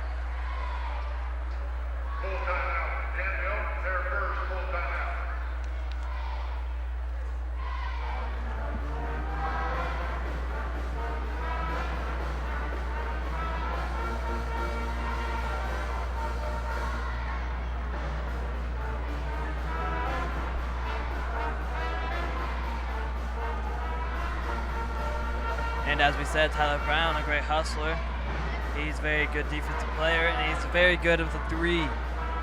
Almost every night, we expect to see threes coming from Tyler Brown, especially even if it's not a close game, we still like to see Tyler Brown pull up the three because that's pretty much his money ball. Yeah, he stepped up this fourth quarter. Hit two big threes. Really, the whole team stepped up, being down by 20 and now coming back and only being down by 11. The defense and intensity on both sides of the ball for the Dogs has really stepped up in this fourth quarter. If they keep this up, they might come away with a win. Yes, the Dogs now feeling a sense of urgency with 5 minutes left in this game, and they still feel that they have a shot at winning this game, in which they should feel that because they're now only down by 11 points. And with that being said, Danville will inbound the ball.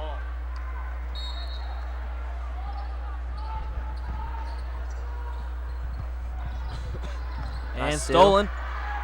Great job by the Dogs defense right there. Jack Ward pushing very hard up the court. And looking, finds Jay Sheets wide open. Pump fakes, drives. And swatted Gets away. blocked. You got to pass that out. Jay Sheets has to know when and where to take that shot, especially when he knows that 7 foot, or not 7 foot, but 6'7" giant is standing right there.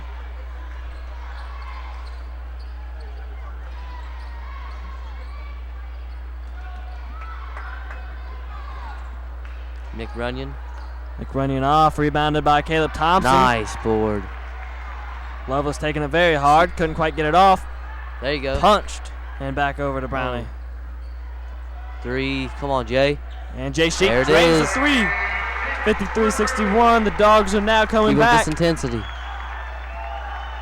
It's all about intensity and the sense of urgency that they're feeling right now. The Dogs know that they can still win this game. They know that they deserve to win this game. If they would have played like this all 4 quarters, the Dogs wouldn't have to be doing this right now. Caleb Thompson right there. Now we're starting to go with a little touch and go fouls. Yeah. Not exactly sure if that's what we need right now with 4 minutes to go in this game.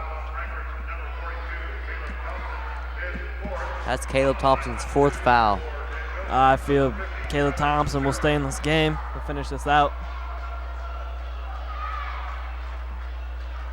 And he drains the first one. And then for the Hot Dogs, Kyle Catron. I was quite wrong. Kyle Catron back into the game as Caleb Thompson goes to sit down. 4 fouls on him tonight.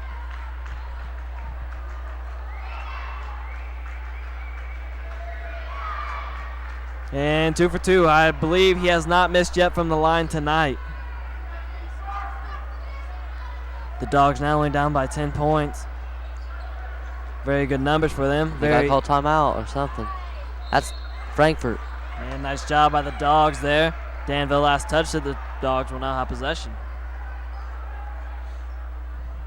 Stevie Lovelace will now inbounds the ball as Jay Sheets takes it behind half-court line. Jay Sheets looks, finds Warwick. Warwick looks, finds Sheets.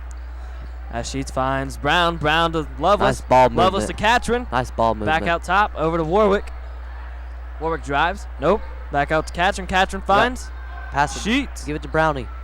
Great job by Kyle Catron. Takes it in. Doesn't draw the foul, but he rebounds his own ball. Stevie Lovelace looks, drives, takes it, and one. Got it. Right now, the opportunity for Stevie Lovelace to take the 3-point play right here. Finally got that one in. Finally got that one in.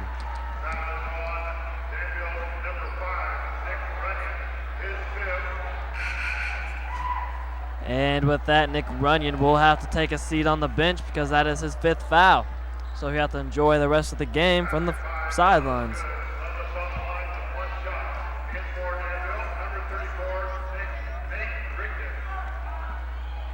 Ridgen, fresh off the bench, will now play. As Lovelace turns into a 3-point play. Dogs now only down by 7, once down by 20. Great job by the Dogs to come back. With still 3 minutes left in this game. Anything can happen.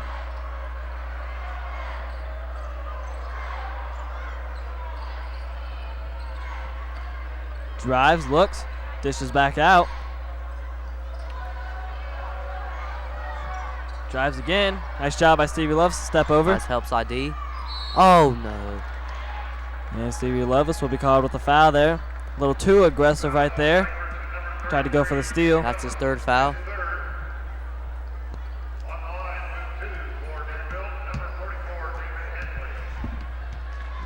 Henley at the line right now for the Warriors.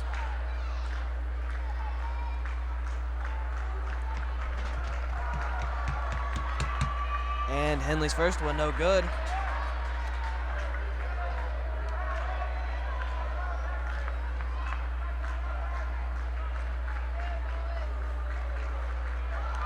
Henley looks and makes the second one. Stevie Lovelace now with the ball, looks, drives, takes it, and no good. Good job, Jack Warwick. That's a blocking foul. Great job by Jack Warwick to draw the foul right there. As Warwick will now go to the line. The foul's on number 44, David Hensley. And Warwick will go to the line to shoot 2. That's his 4th foul.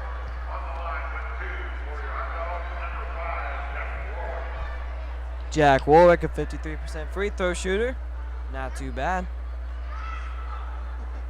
And statistics would show that Jack should make the next one.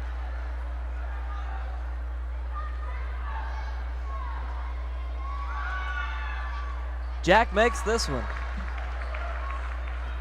As Danville will now inbound the ball, takes it. Get the ball. Nice D right there at Frankfurt. Earlier in the night.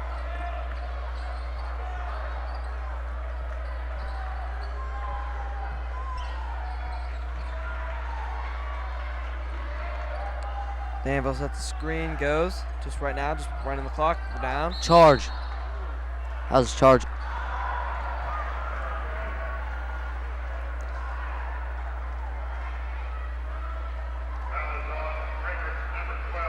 That's Brown's 2nd foul. Tyler Brown, as you can see here. That looked like a charge to me. It looked like a charge. He may not have a seat set, but he's still proud student of the drama class here at Frankfurt.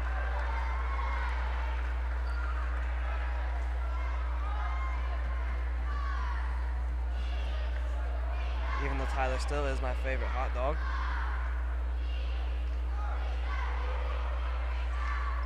And 2 for 2. 57-66 now. Danville still leads. 2 minutes left in this game. Stevie drives. Stevie drives, no good. Stevie unable to get those little ones to fall for him tonight. There he goes. But luckily, great second effort. 59-66, Danville leads. Coach Reynolds with the timeout.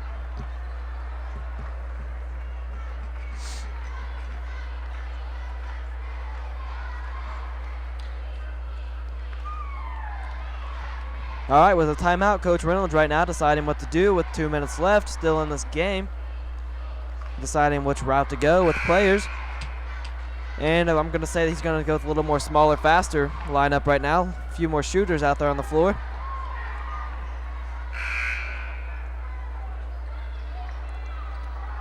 And with that, we see that he does. He has his shooters into the game right now, especially his three-point specialist as Tyler Brown and Stevie Lovelace. Throw it long. And the long ball goes for 2. Oh. Frankfurt unable to get back in time. Jack Warwick brings the ball up the court. Fakes over to Lovelace. Finds Catron down low. Catron drives. Stolen away though. And Danville will be charged with the timeout as they take the ball. 30-second timeout, Danville. Right there, Kyle Catron was just going after the ball. And fortunate for Danville, they were able to intercept the ball and had call timeout. Right now, Coach Reynolds, what do you think he's saying to him? I think he's saying keep up the good defense. And that's about it.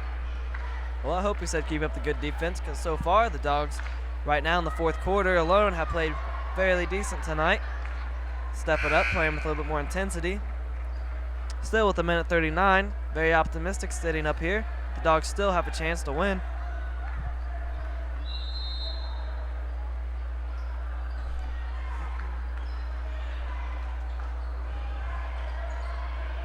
Jay Sheets guarding. Not reaching him.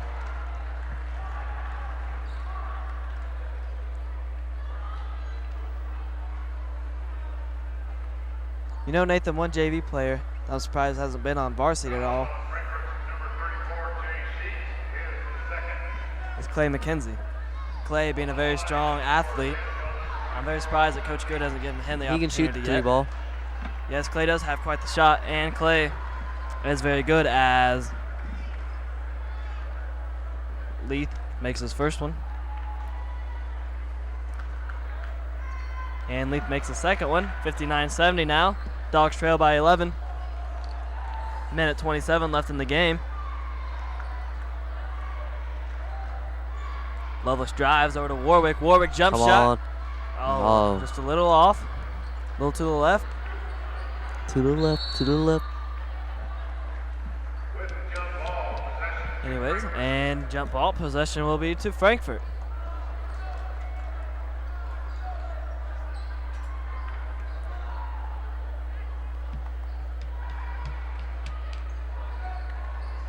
Warwick pushed around a little bit and won. Everyone swarms over to pick him up. That's a great effort right there by Jack Warwick. He will now go to the line to make this a 3-point play. Warwick well over his 8-point average tonight as Blake Thompson enters the game for Kyle Catron. Get more speed in the lineup. Also, Dustin Philbin. Right now the Dog only down by 9 points. He can also shoot. Warwick, a 53% free throw shooter, makes that one.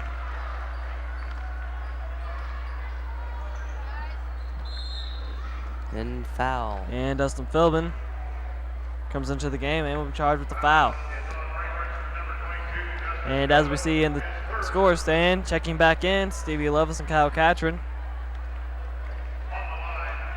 Wise decision by Coach Reynolds. Still with an opportunity in this game, he might as well put his starters back in. See what happens.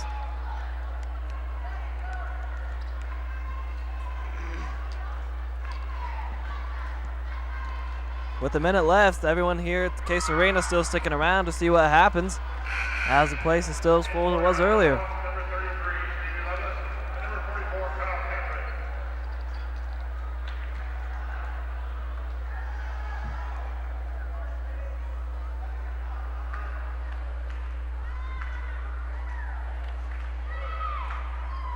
Hensley misses the second. Lovelace with the rebound. Brown looks. Brown finds Lovelace. Lovelace drives. And 2 laid points. up.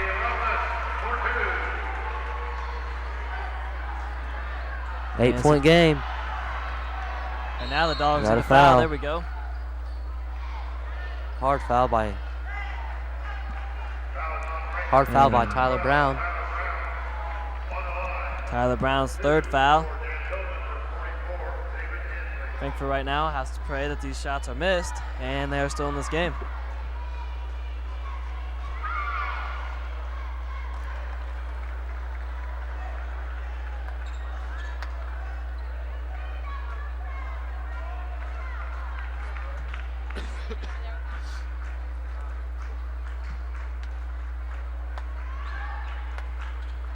And gets the dribble and goes in.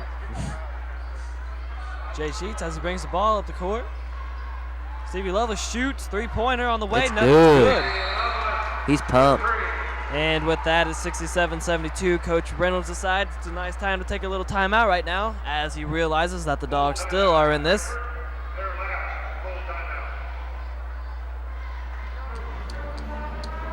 And only down by 2 possessions by a total of 5 points right now.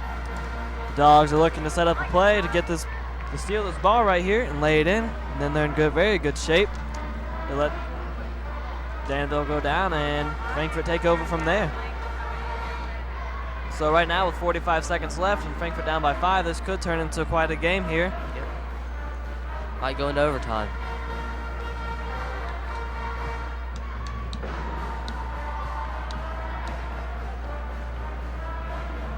And right now, both teams drawing up their play as what to do. Both probably putting in 2 plays right now. An inbounds play and a play if they get the ball.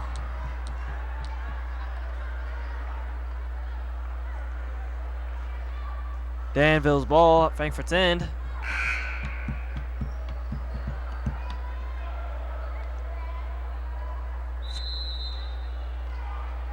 Danville's looking. Tight D by Frankfurt. Finds a man. Got a foul, got a foul. No foul. Oh, Stevie kick. Love was the unfortunate kick right there.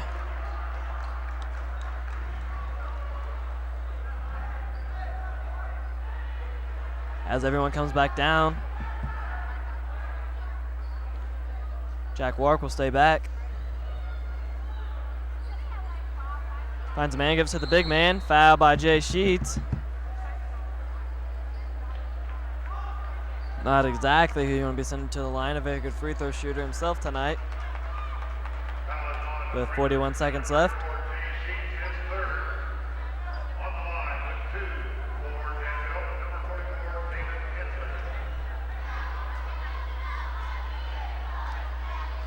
And David Hensley goes to the line to shoot 2.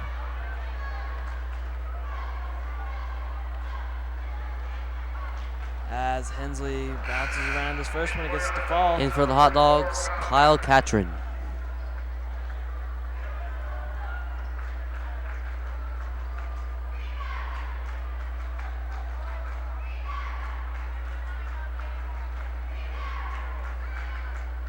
And short on the second one. Got a Warwick quick looks. shot. And no good. Frankfurt ball. 32 seconds left in this game. 67-73. The Dogs still trail.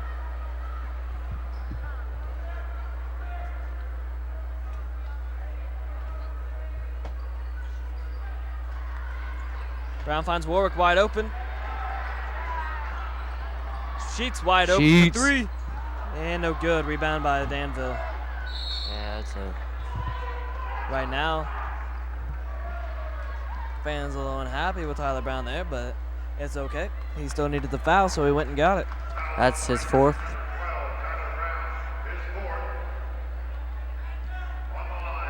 And right now,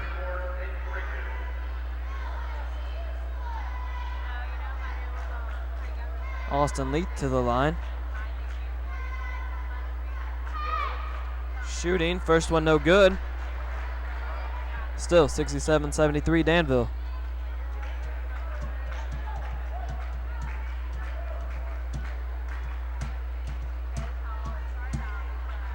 And second one is good. Jay Sheets pushes the ball.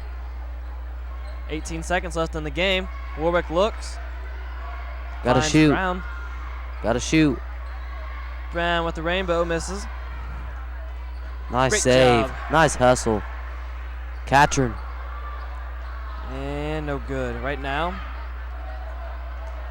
And That's it. with that being the buzzer, the Dogs fall to Danville 67-74. Great hustle on both parts, especially in the second half. The Dogs really came alive, especially Tyler Brown with his defense and Stevie Levis and Jack Warwick with their offensive performances. We'd also like to thank everyone for viewing. This being our last broadcast of the year, we'd like to thank you for all of your support. And we'd like to remind you of some of the upcoming events, such as Junior Miss starts next week. We'd like to invite you out to the high school to view that. I'm Nick Rennick, and sitting beside me, Nathan Royer. We'd like to say thank you and good night.